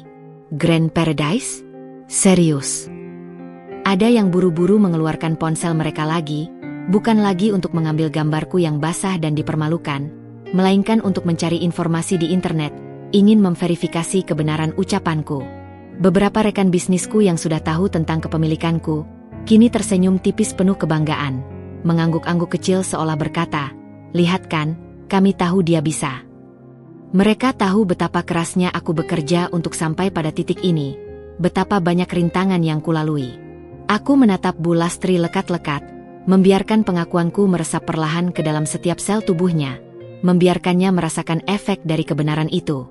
Semua yang telah ia lakukan padaku, semua kata-kata meremehkan yang ia lontarkan selama bertahun-tahun, setiap cibiran dan tatapan jijik, kini kembali kepadanya seperti bumerang yang menghantam telak. Aku teringat saat ia menertawakan impianku membangun sesuatu dari nol, saat ia menyebut bisnisku kecil-kecilan dan tidak ada masa depan, atau saat ia bilang aku tak pantas karena tidak punya jaringan kuat dan modal besar. Malam ini, semua ejekan itu terpatahkan, hancur berkeping-keping di hadapan kenyataan. Dalam benakku, aku memutar kembali setiap langkah yang kuambil, setiap detik perjuangan. Aku ingat hari-hari pertama Naya Gria Impian, saat aku harus naik angkutan umum yang penuh sesak ke pinggiran kota untuk mencari material termurah dan tukang yang mau dibayar harian. Aku ingat malam-malam tanpa tidur, dengan mata merah karena kelelahan, merancang denah rumah hingga fajar, belajar tentang seluk-beluk perizinan yang rumit dan birokratis, serta bernegosiasi keras dengan kontraktor-kontraktor yang meragukan kemampuanku sebagai seorang wanita muda. Aku ingat penolakan demi penolakan dari bank-bank besar saat aku mencari pinjaman untuk memperluas bisnis, hanya karena aku tidak punya jaminan nama besar. Setiap tetesan keringat yang menetes di wajahku, setiap kegagalan yang membuatku ingin menyerah, setiap cibiran yang kutelan, adalah batu bata yang membentuk fondasi kokoh Grand Paradise ini. Aku tak punya warisan modal besar, tak punya koneksi keluarga yang mapan di pemerintahan atau industri seperti Bu Lastri. Yang kumiliki hanyalah ketekunan yang keras kepala, visi yang jelas dan berani, serta keberanian untuk bermimpi besar di tengah segala keterbatasan. Aku membangun brand ini dengan integritas yang tak tergoyahkan, dengan kualitas yang tak bisa ditawar, dan dengan kepercayaan penuh dari para investor asing yang melihat potensi di luar latar belakang dan status sosialku. Aku tidak mencuri, tidak menipu. Aku membangun semuanya dengan tangan kosong, otak, dan segenap jiwaku. Grand Paradise Hotel ini, kataku lagi, suaraku kini sepenuhnya tenang namun tegas, mengulangi setiap kata yang kuharap akan menembus keangkuhan Bu Lastri hingga ke dasar. Adalah hasil kerja keras saya selama bertahun-tahun, Bu. Bisnis startup kecil yang selalu Anda remehkan itulah yang sekarang mewujud menjadi hotel bintang 5 ini. Aku menggerakkan tanganku lagi, sebuah gestur luas dan penuh percaya diri, menunjuk ke arah panggung utama yang dihiasi bunga-bunga segar yang indah, lalu ke arah chandelier raksasa yang menggantung elegan di langit-langit, memancarkan cahaya keemasan. Setiap sudut tempat ini, setiap furnitur yang Anda lihat, setiap detail desain, adalah keringat dan air mata saya. Ini adalah mimpi yang saya bangun dengan seluruh jiwa dan raga saya, dan malam ini adalah perayaan pencapaiannya. Wajah Bu Lastri kini benar-benar kehilangan warna, seputih kertas yang tak bernoda. Bibirnya terus bergetar hebat, matanya membelalak ketakutan dan tak percaya. Ia melirik Ibu Tania di sampingnya, yang juga terdiam syok, seolah mencari dukungan atau konfirmasi. Tidak mungkin. Bisiknya, suaranya nyaris tak terdengar. Sebuah gumaman lemah yang memantul di antara kemegahan lobi. Ia mencoba memproses informasi yang baru saja ia dengar. Informasi yang akan mengguncang seluruh keyakinannya tentang status, kelas, dan siapa dirinya sendiri. Arya akhirnya sadar sepenuhnya akan kebenaran yang baru saja terungkap. Ia ingat bagaimana aku sering begadang, rapat di sana-sini, dan selalu bilang aku sedang mengerjakan proyek besar yang tak bisa ia ganggu atau bahkan ia ajak liburan. Ia tak pernah menyangka proyek besar itu adalah sebuah hotel mewah, dan aku, istrinya, adalah pemilik tunggalnya. Wajahnya kini dipenuhi penyesalan yang mendalam, karena ia tak pernah benar-benar percaya pada seberapa besar mimpiku, betapa gigihnya aku berjuang, dan betapa besarnya kapasitas diriku. Momen itu adalah puncak dari semua penindasan dan remehan yang pernah kualami. Kebenaran yang selama ini tersembunyi, kini meledak di tengah keramaian, memperlihatkan siapa aku sebenarnya. Dan ironisnya, siapa yang benar-benar tidak pantas berada di sana dengan sikap angkuh dan meremehkan. Keheningan di lobi Grand Paradise Hotel terasa memekakan telinga, bukan karena kurangnya suara, melainkan karena syok massal yang melanda para tamu. Kata-kataku, sayalah yang memiliki tempat ini, menggema di setiap sudut lobi, meresap ke dalam keheningan yang mencekam dan menusuk relung hati setiap orang yang mendengarnya, terutama Bu Lastri. Ia, yang semula berdiri angkuh dengan senyum sinis dan jubah kemewahan, kini mematung bagaikan patung garam. Semua kemewahan gaun brokat dan perhiasannya seolah pudar di hadapan fakta yang baru saja ia dengar. Wajahnya yang tadi merah padam karena amarah, perlahan namun pasti berubah pucat pasi, seperti darah yang mengering dari wajahnya, menyisakan kulit yang keabu-abuan. Mata tajamnya membelalak tak percaya, kosong, seolah baru saja mendengar bahasa asing yang tak pernah ia kenal. Sebuah kebenaran yang tak pernah terbayangkan dalam skenario terburuknya. Bibirnya bergetar hebat, berusaha mengucapkan sesuatu, namun tak ada suara yang keluar, hanya embusan napas yang tertahan dan terputus-putus. Arya, yang sedari tadi mencoba menenangkanku dan melindungi dari amukan ibunya, kini menatapku dengan ekspresi campur aduk, kaget yang luar biasa, takjub yang nyaris tak terucap, dan sedikit rasa bersalah yang terpancar jelas di matanya. Ia meraih tanganku, genggamannya erat dan bergetar, seolah ingin memastikan aku nyata. Naya, apa yang kamu katakan itu benar? Kamu, pemilik hotel ini? Bisiknya. Suaranya dipenuhi keterkejutan yang tak bisa disembunyikan. Ia menatapku dengan mata penuh pertanyaan, seolah baru pertama kali melihatku, atau seperti melihat sebuah keajaiban yang tak masuk akal. Aku menoleh padanya, memberikan senyum tipis yang syarat makna. Ya, Arya, benar. Grand Paradise Hotel ini, setiap batu bata, setiap inci marmer, setiap detil desainnya, dari lobi hingga kamar paling atas, adalah hasil dari Naya Gria impian yang dulu selalu diremehkan. Aku adalah pemilik utamanya, bersama konsorsium investor yang percaya pada visiku. Pengakuan itu, yang kuucapkan dengan tenang namun penuh keyakinan, seolah menjadi konfirmasi terakhir bagi semua orang yang masih ragu. Bisikan-bisikan kembali terdengar, namun kali ini bukan bisikan meremehkan atau menghakimi. Kali ini, itu adalah desakan kagum dan takjub yang menyebar cepat. Dia pemiliknya. Hotel ini? Grand Paradise? Serius? Wanita muda itu. Beberapa jurnalis yang hadir, yang tadinya sibuk merekam drama penyiraman, kini dengan cepat mengarahkan kamera mereka padaku, bukan lagi sebagai objek penyiraman air kotor, melainkan sebagai sosok inspiratif yang baru saja mengungkapkan rahasia besar, sebuah kisah sukses tak terduga. Para staf hotel, yang sejak awal mengetahui posisiku namun diminta untuk menjaga rahasia sebelum momen yang tepat, kini menatapku dengan bangga dan hormat yang tulus. Ada yang bahkan mengangguk kecil, memberikan senyum dukungan. Aku kembali mengalihkan pandanganku pada Bu Lastri. Ia terlihat semakin rapuh, seolah kakinya tak mampu lagi menopang tubuhnya. Bahunya sedikit merosot, tatapannya kosong, seolah ia baru saja kehilangan semua pijakannya, seluruh dunianya yang selama ini ia yakini kokoh.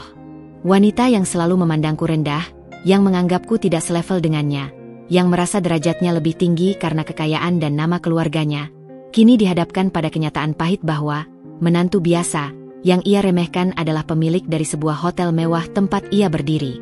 Sebuah hotel yang kemegahannya mungkin jauh melebihi imajinasinya tentang kemewahan yang bisa dicapai oleh orang biasa sepertiku. Kamu tidak bercanda, kan, Naya? Suaranya akhirnya keluar, serak dan lirih, sangat berbeda dari nada melengkingnya beberapa saat yang lalu. Ia masih belum bisa mempercayai, seolah mencari celah untuk meyakinkan dirinya bahwa ini semua hanyalah mimpi buruk. Aku tidak menjawab dengan kata-kata. Sebagai gantinya, aku mengangguk perlahan, tatapanku tetap lurus dan tak tergoyahkan. Aku ingin dia melihat kejujuran yang murni di mataku. Aku ingin dia merasakan betapa beratnya perjuanganku untuk mencapai titik ini, bukan untuk pamer atau membalas dendam, melainkan untuk membuktikan pada diriku sendiri bahwa aku mampu melampaui semua batasan yang ia coba paksakan padaku. Dan sekarang, aku juga membuktikannya padanya, dengan cara yang tak terduga. Momen itu terasa seperti sebuah film yang bergerak lambat. Aku melihat raut wajah Bu Lastri berubah secara drastis, detik demi detik. Dari ketidakpercayaan yang membatu menjadi keputusasaan yang kentara, lalu sebuah rasa penyesalan yang mendalam. Ia melirik gaun brokatnya yang mahal, yang kini terasa hampa, lalu beralih ke gaunku yang masih basah dan kotor oleh air bekas pel, namun memancarkan aura kemenangan yang tak terbantahkan. Dan untuk pertama kalinya, aku melihat secercah rasa malu dan penyesalan yang tulus di matanya. Ia sadar betul bahwa tindakannya tadi, menyiramku dengan air kotor, adalah penghinaan besar terhadap orang yang ternyata memiliki tempat itu. Penghinaan itu bukan hanya padaku, tetapi juga pada dirinya sendiri, pada reputasi yang selalu ia jaga mati-matian, pada standar sosial yang selama ini menjadi patokannya. Kepala Bu Lastri tertunduk, seolah tak sanggup lagi menahan beban kenyataan. Aura sombongnya runtuh seketika, tergantikan oleh tubuh yang gemetar dan rapuh. Aku tidak pernah membayangkan melihatnya seperti ini. Wanita besi yang selalu tegar, angkuh, dan penuh celaan, kini terlihat begitu kecil dan tak berdaya di tengah lobi hotelnya sendiri. Arya, yang sudah pulih dari keterkejutannya, kini berbalik menghadap ibunya. Wajahnya memancarkan kekecewaan yang mendalam, tatapannya lebih dingin dari yang pernah kulihat. Ibu dengar apa yang Naya katakan? Ini hotel Naya, Bu. Ibu telah mempermalukan Naya, dan kita semua di depan banyak orang penting. Suaranya dipenuhi kekecewaan yang menusuk hati. Ia tidak berteriak, tapi nada itu lebih menyakitkan daripada bentakan keras. Bu Lastri mengangkat kepalanya sedikit, menatap Arya dengan mata berkaca-kaca, lalu kembali menatapku. Tak ada lagi senyum sinis atau tatapan meremehkan. Yang ada hanyalah penyesalan yang mendalam dan mungkin rasa takut akan konsekuensi. Kebenaran yang mengguncang ini telah meruntuhkan seluruh fondasi keangkuhannya, menyingkap kerapuhan yang selama ini ia sembunyikan di balik kemewahan dan status sosial. Momen itu terasa membeku, terpatri dalam ingatan setiap orang yang hadir. Bu Lastri berdiri di hadapanku, wajahnya pucat pasi seperti mayat, tatapannya kosong, dan tubuhnya bergetar tak terkendali seolah diterpa angin kencang. Kebenaran yang baru saja kuungkapkan telah menghantamnya seperti gelombang pasang yang tiba-tiba, meruntuhkan seluruh citra diri dan keangkuhannya yang selama ini ia bangun dengan susah payah. Para tamu di sekeliling kami masih terdiam dalam keterkejutan yang memekakan, menyaksikan drama yang tak terduga ini dengan napas tertahan. Beberapa di antaranya bahkan terlihat mengabadikan momen itu dengan ponsel mereka, tak ingin melewatkan setiap detiknya. Arya melangkah maju, tangannya hendak meraih bahu ibunya. "Bu, ayo kita bicara di tempat lain saja," bisiknya. Suaranya dipenuhi rasa malu dan kekecewaan yang mendalam. Ia tahu, bukan hanya reputasi Bu Lastri, tapi juga nama baik seluruh keluarga Bagaskara sedang dipertaruhkan di depan begitu banyak orang penting, pejabat, dan media massa. Namun, Bu Lastri tidak bergerak. Matanya terpaku padaku, seolah tak mampu beralih. Perlahan, setitik air mata mengalir dari pelupuknya, membasahi riasan mewahnya yang kini terlihat luntur dan berantakan. Itu bukan air mata kemarahan atau kekesalan, melainkan air mata penyesalan dan keterkejutan yang begitu murni, yang belum pernah kulihat sebelumnya darinya. Aku belum pernah melihatnya menangis. Selama ini, ia selalu tampil sebagai wanita kuat, tak tersentuh, dan penuh percaya diri, seolah ia kebal dari segala kesedihan atau rasa malu. Tidak, Naya. Suaranya bergetar, tercekat, hampir tak terdengar. Sangat berbeda dari nada melengking dan sombongnya beberapa menit yang lalu. Ini tidak mungkin. Ibu tidak tahu. Ia mencoba mengucapkan kalimat lain, tetapi hanya isakan kecil yang keluar dari bibirnya. Ia menatap gaunku yang basah dan kotor, lalu menatap tangannya yang tadi memegang ember plastik itu. Ekspresinya menunjukkan penyesalan yang begitu dalam, seolah baru menyadari betapa kejam dan brutalnya tindakannya. Rasa bersalah dan penyesalan tergambar jelas di setiap guratan wajahnya yang mulai berkerut.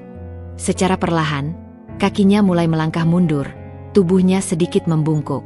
Lalu, tanpa diduga siapapun di ruangan itu, termasuk Arya dan aku, ia melakukan sesuatu yang membuat seluruh ruangan terdiam dalam keterkejutan yang lebih besar, seolah waktu benar-benar berhenti.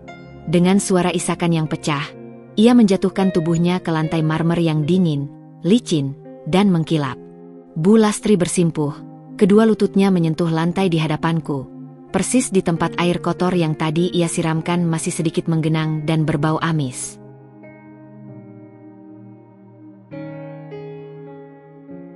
Kepalanya tertunduk dalam, rambutnya yang tertata rapi kini sedikit berantakan, dan tangannya terkatup rapat di depan dada, seolah sedang memohon ampunan dari kekuatan yang lebih tinggi. Naya, maafkan ibu. Ucapnya, suaranya kini diselimuti tangisan pilu yang tak tertahankan. Bahunya terguncang hebat, air mata dan sisa riasan membasahi pipinya. Ibu salah besar. Ibu sudah menghinamu, meremehkanmu. Ampuni ibu, Naya, maafkan ibu. Permintaan maaf itu terdengar tulus, memilukan, dan penuh keputusasaan yang nyata.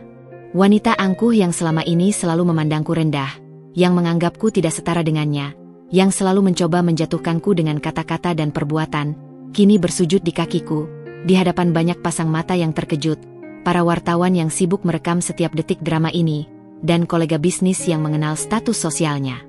Momen itu benar-benar tak terbayangkan, sebuah pembalikan keadaan yang paling dramatis. Aku terdiam, jantungku berdegup kencang, memukul-mukul dadaku.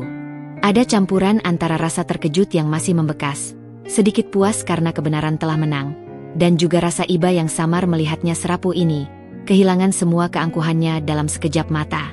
Puas karena akhirnya ia mengakui kesalahannya, melihat kebenarannya tentang siapa aku. Namun, ada juga rasa iba melihatnya hancur seperti ini, kehilangan semua topeng dan ego yang selama ini ia kenakan. Arya segera mendekat, berusaha mengangkat ibunya. Wajahnya dipenuhi keputusasaan. Ibu, bangun, Bu. Jangan begini, Bu. Apa yang akan dikatakan orang-orang? Ia menatapku dengan tatapan memohon, seolah meminta agar aku melakukan sesuatu, apa saja, untuk mengakhiri situasi yang memalukan ini. Namun, aku tetap berdiri di sana, diam tak bergerak. Gaunku yang kotor dan basah menjadi saksi bisu dari drama yang baru saja terjadi. Permintaan maaf yang keluar dari mulut Bu Lastri adalah pengakuan yang sangat kuat, sebuah penaklukan ego yang luar biasa. Bagiku, itu sudah cukup. Momen ini bukan tentang membalas dendam atau mempermalukannya lebih lanjut, tapi tentang kebenaran yang akhirnya terungkap dan sebuah pengakuan atas semua perjuangan dan harga diriku. Aku tahu, sejak saat itu, tidak ada lagi yang bisa meremehkanku, dan tak ada lagi yang bisa mengambil kebahagiaan dari momen besarku. Keheningan yang mencekam setelah Bu Lastri bersimpuh terasa sangat panjang, memakan setiap detik di lobi Grand Paradise. Suara isakannya yang pilu masih memenuhi telingaku, namun pikiranku justru melayang jauh, kembali pada setiap momen ia meremehkanku. Mulai dari tatapan dingin saat pertama kali bertemu, senyum manis berbalut ketus di acara makan malam, cibiran saat ia melihat bisnis kecilku yang ia anggap tak berarti, hingga puncaknya, siraman air kotor yang baru saja terjadi. Semua luka itu, meskipun tertutup oleh gaun basah dan kotor, terasa menganga lagi, berdenyut nyeri di relung hatiku. Arya, dengan wajah pucat pasi karena malu dan panik yang luar biasa, masih berusaha keras mengangkat ibunya. "Ibu, kumohon, bangunlah. Ini tidak baik, Bu. Banyak orang penting yang melihat," bisiknya. Suaranya dipenuhi rasa malu dan permohonan yang mendalam. Ia melirikku penuh permohonan, seolah mendesakku untuk segera bereaksi, melakukan sesuatu untuk mengakhiri drama memalukan ini. Beberapa tamu yang berada di dekat kami mulai bergerak maju, ingin membantu, namun ragu, tidak tahu harus berbuat apa di tengah ketegangan yang begitu kentara. Aku menatap Bu Lastri yang masih bersimpuh di lantai marmer yang dingin. Air matanya terus mengalir tanpa henti, membasahi riasan mewahnya yang luntur, bercampur dengan butiran debu di lantai. Ada kejujuran yang menyakitkan dalam kesedihannya, sebuah pengakuan dan penyesalan yang selama ini kudamba. Ia, sang sosialita angkuh yang selalu memegang teguh citra kesempurnaan, kini terpuruk di kakiku, benar-benar hancur dan tak berdaya. Dalam hati, ada sedikit kepuasan, sebuah kemenangan atas harga diri yang telah lama terinjak-injak. Namun, kepuasan itu juga bercampur dengan rasa lelah yang luar biasa. Lelah dengan konflik yang tak pernah usai, lelah dengan kebutuhan untuk terus membuktikan diri, lelah dengan beban kebencian yang selama ini ia pikulkan padaku. Aku tidak serta-merta mengulurkan tangan untuk membantunya bangun. Bukan karena aku ingin mempermalukannya lebih lanjut, atau membalas dendam atas semua yang ia lakukan. Tidak. Itu karena aku butuh waktu. Aku butuh waktu untuk memproses semua ini, untuk meredakan gejolak emosi di dalam diriku yang berkecamuk antara amarah, kesedihan, dan rasa lega. Memaafkan tidak semudah membalik telapak tangan, terutama untuk luka yang begitu dalam, kronis, dan berulang kali ditorehkan. Permintaan maafnya memang ada, kata-katanya penuh penyesalan, namun butuh lebih dari sekadar kata-kata dan sujud untuk menyembuhkan luka bertahun-tahun yang telah mengukir jejak di hatiku. "Ibu."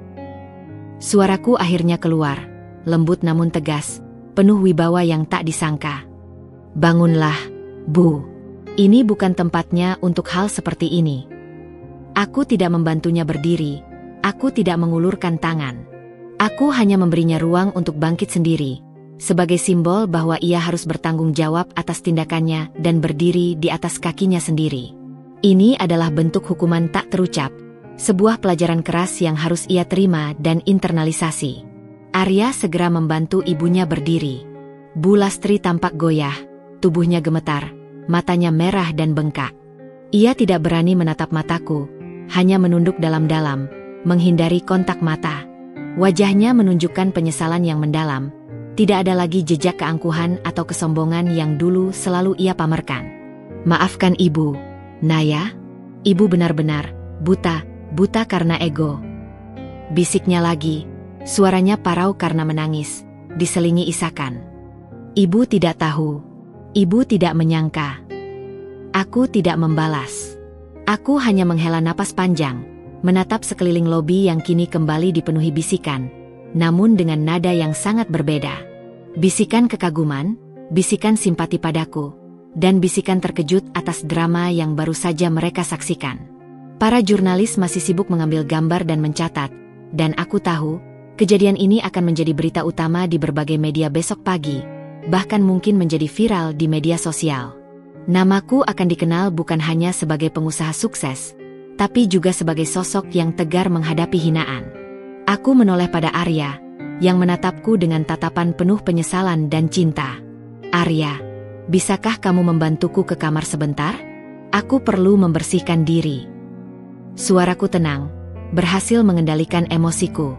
Arya mengangguk cepat, lega karena aku tidak memperpanjang drama itu di depan umum. Ia memegang lengan Bu Lastri, membimbing ibunya untuk duduk di salah satu sofa terdekat yang sepi, lalu berbalik dan buru-buru menghampiriku. Sebelum pergi, aku sempat melirik Bu Lastri sekali lagi. Ia masih duduk di sofa, tangannya gemetar, menatap kosong ke lantai marmer yang kini memantulkan bayangan wajahnya yang kacau. Penyesalan itu nyata, mengakar dalam dirinya. Ia mungkin tidak akan pernah lagi berani meremehkanku. Itu adalah sebuah kemenangan bagiku, ya, tapi juga pengingat bahwa ada luka yang masih menganga, yang butuh waktu lebih lama untuk sembuh dan pulih sepenuhnya. Aku meninggalkan lobi dengan gaun yang basah, bernoda, dan berbau amis, namun dengan kepala tegak dan hati yang, untuk pertama kalinya, merasakan sedikit kelegaan. Malam itu, di Grand Paradise Hotel, bukan hanya sebuah peresmian yang terjadi, tetapi juga sebuah pembalikan takdir, sebuah pelajaran yang mahal, dan permulaan dari sebuah perjalanan penyembuhan yang panjang bagi kami semua, terutama Bu Lastri dan hubungan kami. Setelah insiden yang mengguncang di lobi Grand Paradise Hotel, aku segera naik ke salah satu kamar suite mewah, ditemani Arya. Di sana, dengan tangan gemetar, aku membersihkan diri dari noda air kotor yang masih menempel dan mengganti gaun emerald green yang kini telah kehilangan keindahannya. Arya tak henti-hentinya meminta maaf atas tindakan ibunya. Aku benar-benar minta maaf, Naya.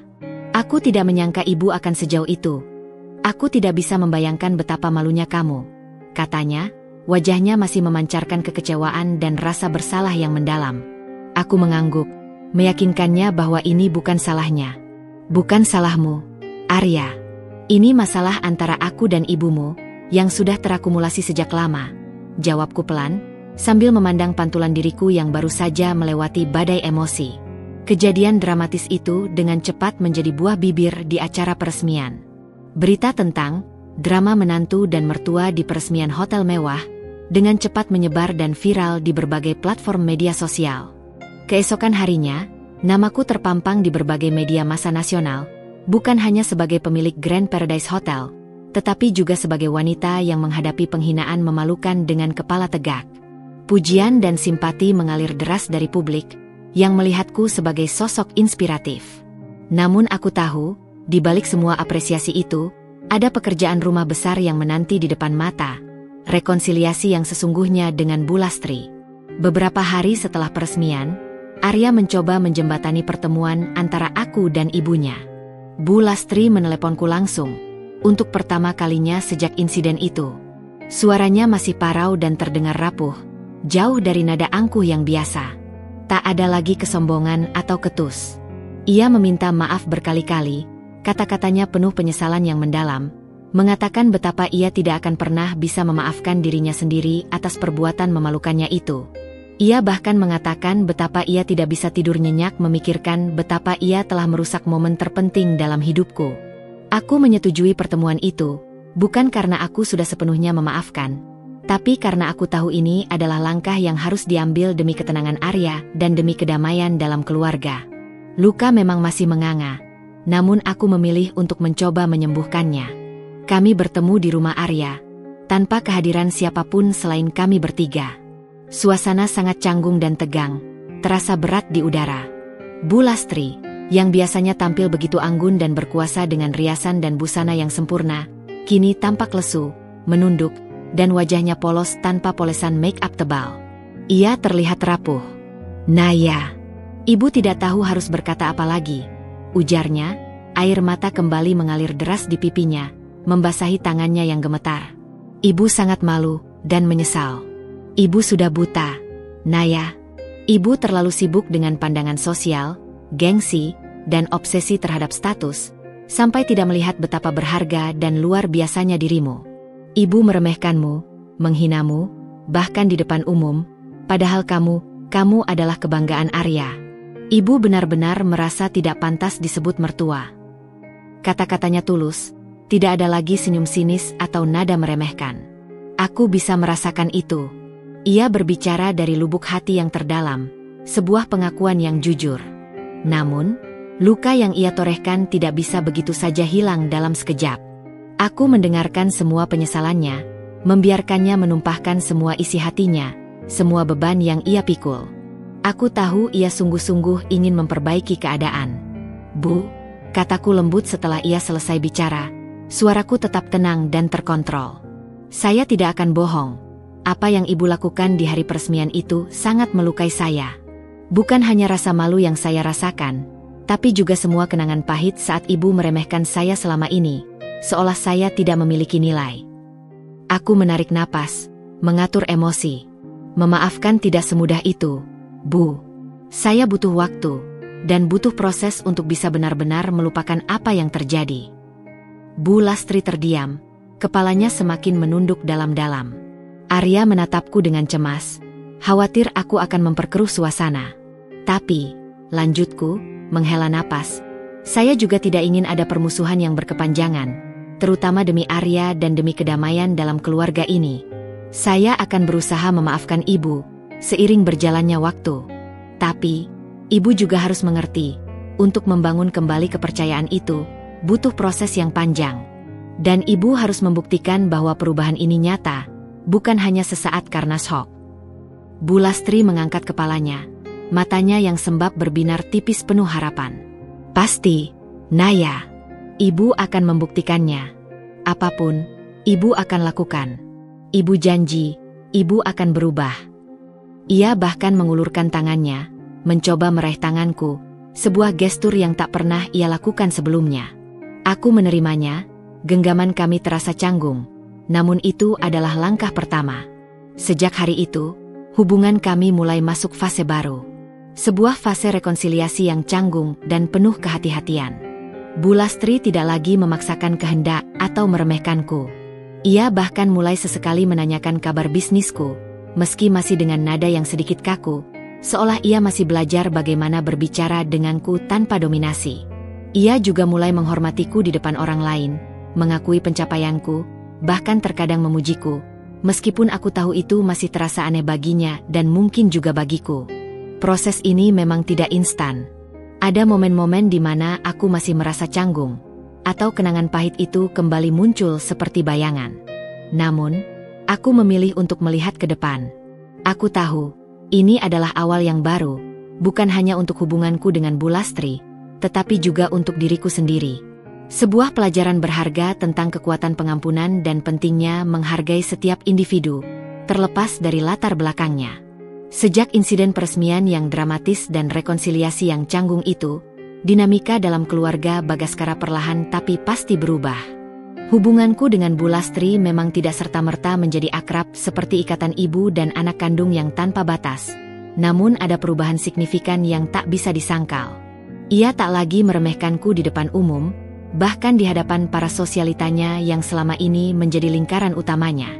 Jika dulu ia hanya akan menyebutku dengan nada datar, menantu Arya, atau bahkan menghindariku, kini ia akan memperkenalkan dengan bangga, ini Naya, menantu saya, pemilik Grand Paradise Hotel.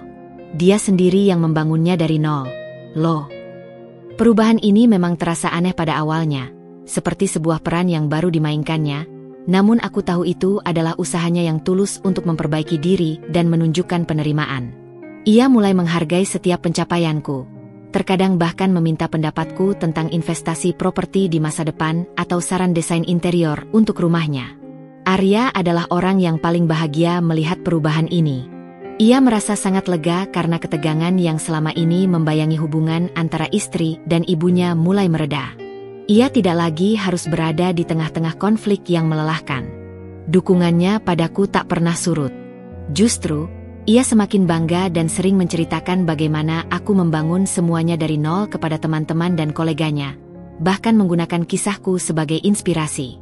Hubungan kami sebagai suami istri pun semakin kuat, teruji dan terbukti di tengah badai cobaan. Kami belajar untuk lebih saling memahami, tidak hanya sebagai pasangan romantis, tetapi juga sebagai individu yang memiliki impian dan jalur karir masing-masing yang saling mendukung. Grand Paradise Hotel sendiri berkembang pesat melebihi ekspektasi. Insiden peresmian yang viral itu, meskipun memalukan pada awalnya, justru menjadi promosi gratis yang luar biasa efektif.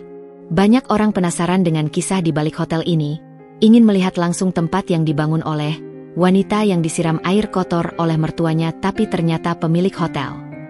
Tingkat hunian meningkat tajam, mencapai hampir 90% setiap bulannya, dan hotel kami mendapat banyak ulasan positif di berbagai platform online. Citra hotel kami sebagai simbol ketekunan dan mimpi yang terwujud menarik banyak perhatian. Investor asing yang sebelumnya hanya menanam modal, kini semakin percaya pada visiku, dan kami mulai merencanakan ekspansi ambisius untuk membangun beberapa properti baru di kota-kota besar lainnya di Indonesia. Aku bahkan mendapatkan tawaran untuk menjadi pembicara utama di berbagai seminar kewirausahaan berskala nasional, berbagi kisah perjuanganku yang menginspirasi banyak wanita muda. Aku tidak lagi memimpin, Naya Gria impian, sendirian. Kini, aku punya tim profesional yang solid di bawah naungan perusahaan induk yang kubentuk, Naya Hospitality Group, yang fokus pada pengembangan dan manajemen hotel serta properti komersial lainnya. Kini, setahun setelah peresmian, aku sedang duduk di kantor direktur utamaku yang luas dan minimalis di lantai paling atas Grand Paradise Hotel. Pemandangan kota Jakarta terhampar luas di hadapanku, siluet gedung-gedung pencakar langit yang menjulang tinggi, dan hiruk-pikuk kehidupan kota yang tak pernah tidur. Aku melihat ke bawah, ke arah lobi yang kemarin lusa dipenuhi tawa dan obrolan tamu, tempat di mana aku pernah dipermalukan secara publik. Senyum tipis terukir di bibirku. Luka itu memang masih ada, bekasnya samar, namun tidak lagi berdarah atau terasa nyeri. Aku belajar bahwa memaafkan memang butuh waktu dan proses yang panjang, tidak instan, tetapi itu adalah kunci untuk melepaskan diri dari beban masa lalu dan melangkah maju. Hubunganku dengan Bu Lastri masih dalam tahap belajar untuk tumbuh. Ia kini jauh lebih sering berkunjung, tidak lagi dengan tatapan menginterogasi, melainkan dengan senyum yang lebih hangat dan tulus. Ia bahkan sering membawakan masakan rumah favorit Arya, atau sekadar datang untuk minum teh sore dan mengobrol ringan. Meskipun ia tidak pernah meminta maaf lagi secara langsung setelah pertemuan canggung itu, mungkin karena terlalu malu atau tidak tahu bagaimana mengatakannya lagi, setiap tindakannya menunjukkan penyesalan dan keinginan yang nyata untuk menebus kesalahannya. Aku membalasnya dengan senyum dan keramahan, membuka diri perlahan. Aku tahu, ikatan keluarga itu penting, dan aku ingin anak-anakku kelak, jika aku memilikinya, tumbuh di lingkungan yang penuh kasih dan dukungan, bukan dendam atau permusuhan yang tak berkesudahan. Pelajaran terbesar dari semua ini adalah bahwa nilai seseorang tidak diukur dari latar belakang keluarga, tumpukan kekayaan, atau status sosial yang disandang, melainkan dari integritas diri, kegigihan yang tak pernah padam, dan seberapa besar ia berani berjuang demi impiannya, tak peduli seberapa besar rintangan yang menghadang. Aku telah membuktikan itu. Bukan kepada Bu Lastri saja, tetapi yang terpenting, kepada diriku sendiri. Alam itu, setelah drama yang mengguncang lobi Grand Paradise dan rekonsiliasi yang mengharukan, meski masih canggung, aku kembali ke suite pribadiku di lantai atas hotel. Gaun emerald green yang basah dan kotor sudah kulepas, terganti dengan piyama sutra yang nyaman, memberikan kelegaan fisik dan mental. Arya duduk di sampingku di sofa empuk, tangannya menggenggam erat jemariku, memberikan kehangatan dan dukungan yang tak pernah absen. Kami tidak banyak bicara, hanya menikmati keheningan yang menenangkan setelah badai emosi yang baru saja kami lalui. Namun, pikiranku terus berputar, merefleksikan setiap langkah dan perjuangan dalam perjalanan panjang yang telah kutempuh hingga tiba di titik ini. Aku memandang pantulan diriku di cermin besar yang tergantung di dinding kamar. Bukan lagi Naya yang lugu dan penuh mimpi di balik jendela angkutan umum yang berdebu, bukan lagi Naya yang gemetar saat pertama kali bertemu Bu Lastri, dan tentu saja, bukan lagi Naya yang menahan tangis saat diremehkan di setiap kesempatan. Kini, di hadapanku berdiri seorang wanita yang lebih kuat, lebih bijaksana, dan penuh percaya diri. Setiap luka yang pernah ia torehkan, setiap cemoohan yang melukai, setiap rintangan yang menghadang, telah mengukir jejak di dalam diriku, membentukku menjadi pribadi yang utuh dan tangguh seperti sekarang. Mereka tidak menghancurkanku, justru membangunku. Grand Paradise Hotel bukan hanya sekadar bangunan fisik yang menjulang megah. Lebih dari itu, ia adalah monumen perjuanganku, sebuah bukti nyata bahwa impian yang besar dapat diwujudkan melalui ketekunan yang tak tergoyahkan, integritas yang tak bisa dibeli, dan keberanian untuk mengambil risiko. Itu adalah simbol bahwa nilai seseorang tidak ditentukan oleh latar belakang keluarga, tumpukan kekayaan yang diwarisi, atau status sosial yang disematkan, melainkan oleh tekad dan kemampuannya untuk bangkit dari setiap keterpurukan, untuk belajar dari kegagalan, dan untuk terus melangkah maju. Hubunganku dengan Bu Lastri, meskipun tidak sempurna, telah menunjukkan langkah besar menuju pemulihan yang nyata. Butuh waktu, butuh kesabaran ekstra dari kedua belah pihak, dan butuh pengakuan tulus atas kesalahan. Aku belajar untuk memaafkan, bukan semata-mata demi Bu Lastri, tapi yang terpenting, demi diriku sendiri, agar aku bisa melangkah maju tanpa beban dendam atau kepahitan. Aku tahu, ia pun sedang belajar untuk menerima kenyataan bahwa putranya memilih seorang wanita yang tidak sesuai standarnya, namun yang justru membuktikan diri jauh melampaui ekspektasinya. Proses perubahan Bu Lastri memang masih panjang, namun aku bisa melihat usahanya. Ia kini lebih sering menelepon, tidak lagi untuk mencibir, melainkan untuk berbagi cerita harian, bahkan kadang menanyakan saran tentang hal-hal kecil. Kisahku, yang awalnya hanya mimpi sederhana di benak seorang gadis biasa dari keluarga sederhana, kini menjadi inspirasi bagi banyak orang. Aku telah membuktikan bahwa mimpi tidak memiliki label harga atau batasan kelas sosial. Dan keberhasilan sejati bukanlah tentang seberapa banyak yang kau miliki sejak lahir, melainkan seberapa keras kau bekerja, seberapa gigih kau bertahan, dan seberapa besar hatimu untuk meraihnya, bahkan ketika seluruh dunia meremehkanmu. Di sampingku, Arya memelukku erat, ciuman lembut mendarat di puncak kepalaku. "Kamu hebat sekali, Naya," bisiknya, suaranya dipenuhi rasa cinta, kagum, dan bangga yang tak terhingga. "Aku selalu percaya padamu, dan aku tidak pernah menyesal sedikitpun." Aku tersenyum, menyandarkan kepala di bahunya. Perjalanan kami sebagai pasangan, dan perjalananku sebagai seorang pengusaha, masih panjang. Akan ada tantangan-tantangan baru, mungkin lebih besar dari yang sudah kulalui. Namun aku tahu, selama kami bersama, saling mendukung, dan terus berpegang teguh pada nilai-nilai yang kami yakini, kami bisa menghadapi apapun yang datang. Grand Paradise Hotel, yang kini berdiri kokoh, bukan hanya sekadar bangunan fisik. Ia adalah sebuah narasi hidup. Sebuah narasi tentang Naya, sang pemimpi yang gigih, yang mengubah setiap keraguan menjadi kekuatan pendorong, dan setiap penghinaan menjadi pijakan kokoh menuju puncak impian. Kisah ini adalah tentang bagaimana seorang wanita biasa, dengan mimpi luar biasa dan semangat baja, meninggalkan jejak kemenangan yang tak akan pernah terhapus, bukan hanya di atas lantai marmer lobi, tetapi juga di hati dan pikiran banyak orang. Setahun kemudian, Grand Paradise Hotel tak hanya menjadi destinasi mewah favorit di Jakarta Pusat, tetapi juga sebuah mercusuar inspirasi yang menjulang tinggi di jantung ibu kota. Kisah Naya, si pemilik hotel, menyebar luas bak api, melampaui batas-batas media cetak dan daring, dan menjadi percakapan hangat di berbagai kalangan masyarakat. Dari majalah bisnis terkemuka sekelas Forbes Indonesia hingga acara talk show televisi nasional, wajah Naya seringkali muncul, membagikan kisah perjuangannya tentang kegigihan, mimpi yang tak lekang oleh waktu, dan bagaimana ia mengubah setiap hinaan menjadi bahan bakar kesuksesan. Ia bukan lagi sekadar menantu dari keluarga terpandang yang namanya sering dikaitkan dengan kekuasaan dan kekayaan, melainkan seorang pionir, seorang visioner, seorang pemimpin yang namanya kini berdiri sendiri, bahkan lebih bercahaya. Suatu sore yang cerah, Naya berdiri di lobi utama Grand Paradise yang ramai, mengawasi keramaian para tamu yang hilir mudik dengan senyum puas dan tenang. Aroma kopi yang baru diseduh dari kafe hotel berpadu harmonis dengan wangi bunga lili segar yang memenuhi ruangan, menciptakan suasana yang menenangkan dan nyaman. Di sudut lobi, ada sebuah pojok kecil yang kini menjadi daya tarik tersendiri bagi para pengunjung. Sebuah galeri mini yang didedikasikan untuk memamerkan perjalanan Naya Gria Impian hingga menjadi Grand Paradise. Ada foto-foto Naya saat masih berkotor-kotor di lokasi proyek renovasi rumah yang jauh dari kemewahan, sketsa-sketsa awal desain hotel yang penuh coretan tangan, hingga beberapa artikel media yang mengulas perjuangannya yang penuh liku. Pengunjung seringkali berhenti di sana, membaca kisahnya, dan Naya sering melihat mata mereka berbinar, penuh inspirasi.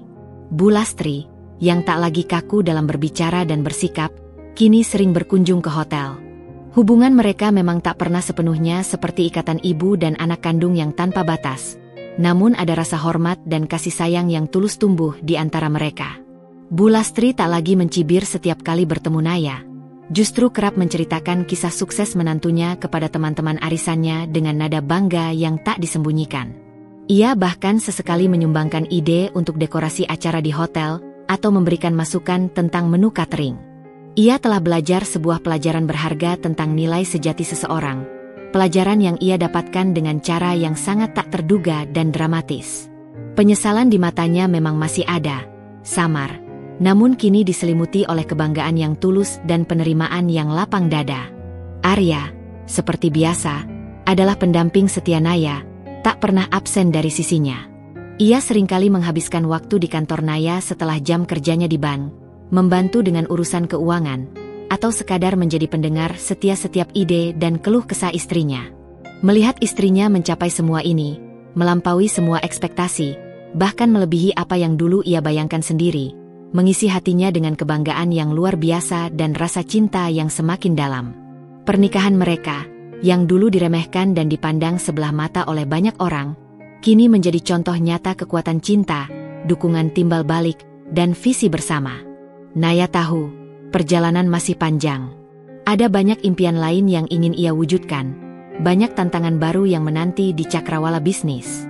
Namun, ia tidak lagi merasa sendirian atau takut.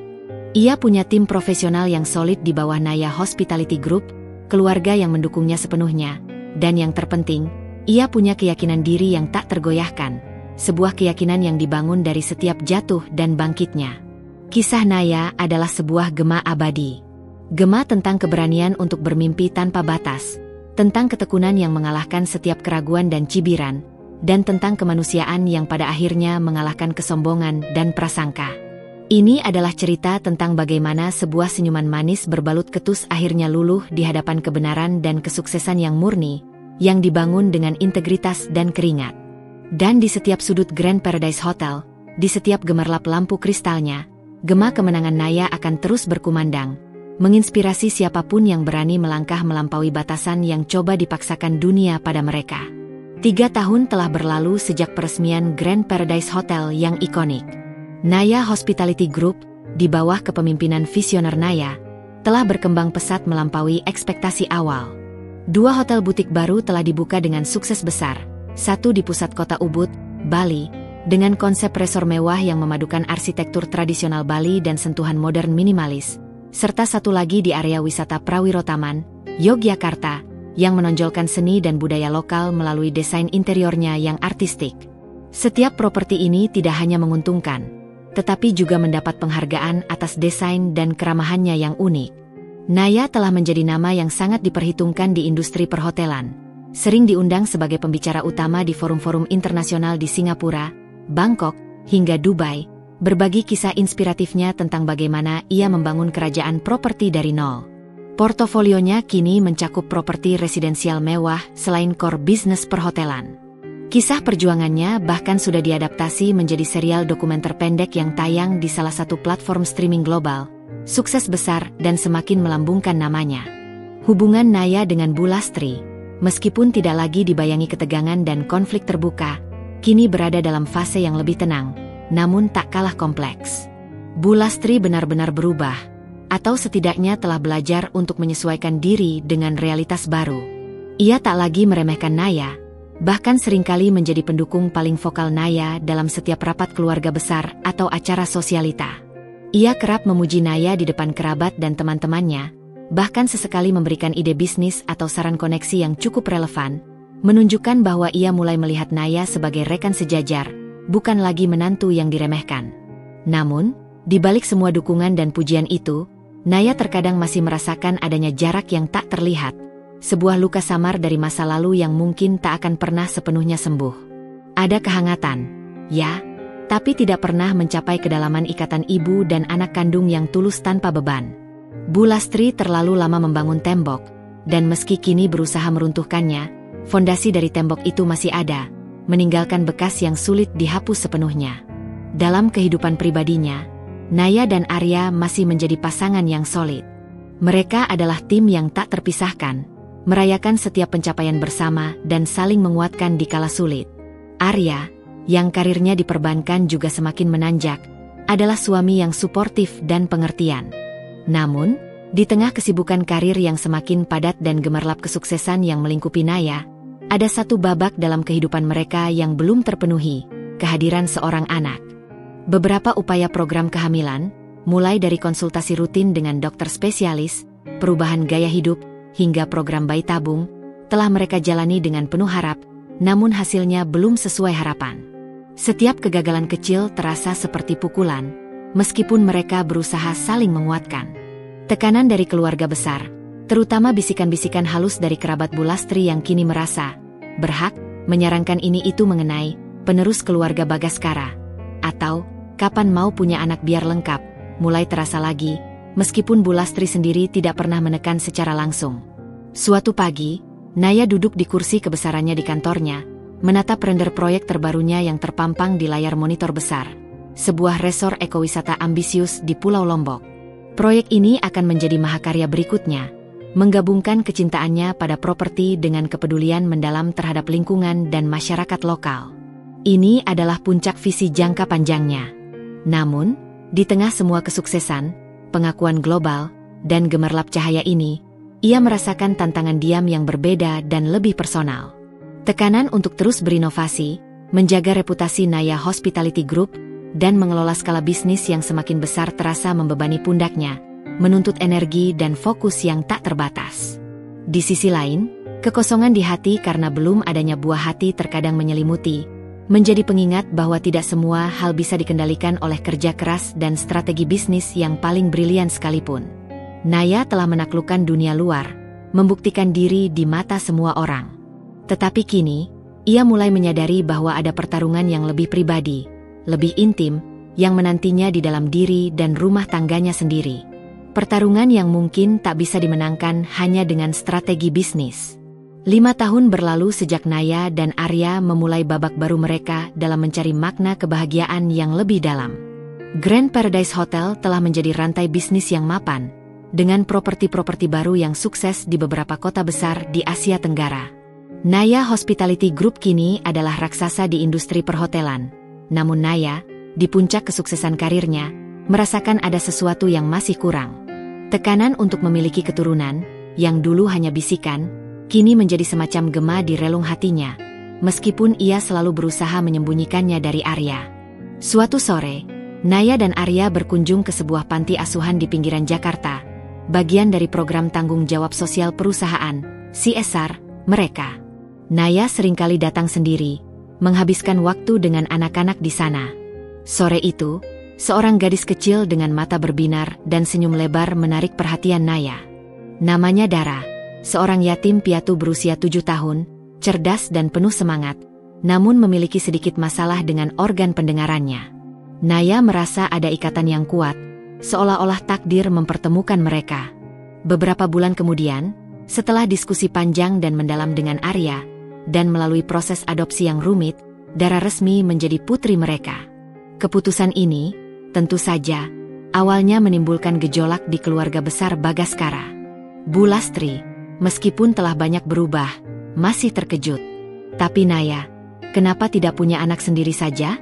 Kan kasihan Arya, tidak ada penerus darah dagingnya, ujarnya, meskipun nadanya kini lebih hati-hati.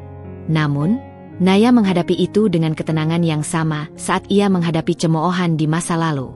Bu, Dara adalah anak kami. Dia darah daging kami, karena kami memilihnya dengan hati. Dan penerus nama Bagaskara tidak harus dari genetik, Bu. Yang penting adalah nilai-nilai dan warisan yang kami ajarkan padanya. Arya mendukung penuh keputusan Naya, berdiri tegak di samping istrinya. Lambat laun, Bu Lastri melihat kebahagiaan murni yang Dara bawa ke dalam keluarga mereka. Dara yang ceria, penuh kasih sayang, dan pintar, berhasil meluluhkan hati Bu Lastri. Bahkan, ia seringkali menjemput Dara dari sekolah, menghabiskan waktu bersamanya, dan membelikan berbagai hadiah. Rasa malu dan penyesalan Bu Lastri akan masa lalu kini benar-benar tergantikan oleh kasih sayang seorang nenek. Ia menyadari, kebahagiaan sejati dan warisan yang berharga bukanlah tentang kekayaan atau status semata, melainkan tentang cinta dan ikatan keluarga. Naya akhirnya menemukan kedamaian yang sempurna. Kantor direktur dengan pemandangan kota yang menakjubkan, deretan hotel mewah di bawah naungan Naya Hospitality Group, dan penghargaan-penghargaan yang berjejer di dinding, semua itu adalah bukti kesuksesan karirnya. Namun, tawar yang Dara yang kini mengisi rumah mereka, pelukan hangat Arya di setiap malam, dan senyum tulus Bu Lastri yang menyambutnya, adalah warisan yang sesungguhnya. Kisah Naya adalah cerminan bahwa hidup adalah perjalanan panjang yang penuh kejutan. Bahwa kesuksesan sejati tidak hanya diukur dari pencapaian materi, tetapi dari bagaimana seseorang tumbuh, beradaptasi, dan menemukan kebahagiaan dalam bentuk-bentuk yang paling murni dan tak terduga. Naya telah meninggalkan jejak, bukan hanya sebagai pengusaha visioner, tetapi sebagai wanita yang membuktikan bahwa hati yang tulus, kegigihan, dan cinta mampu menaklukkan segala dunia yang berbeda.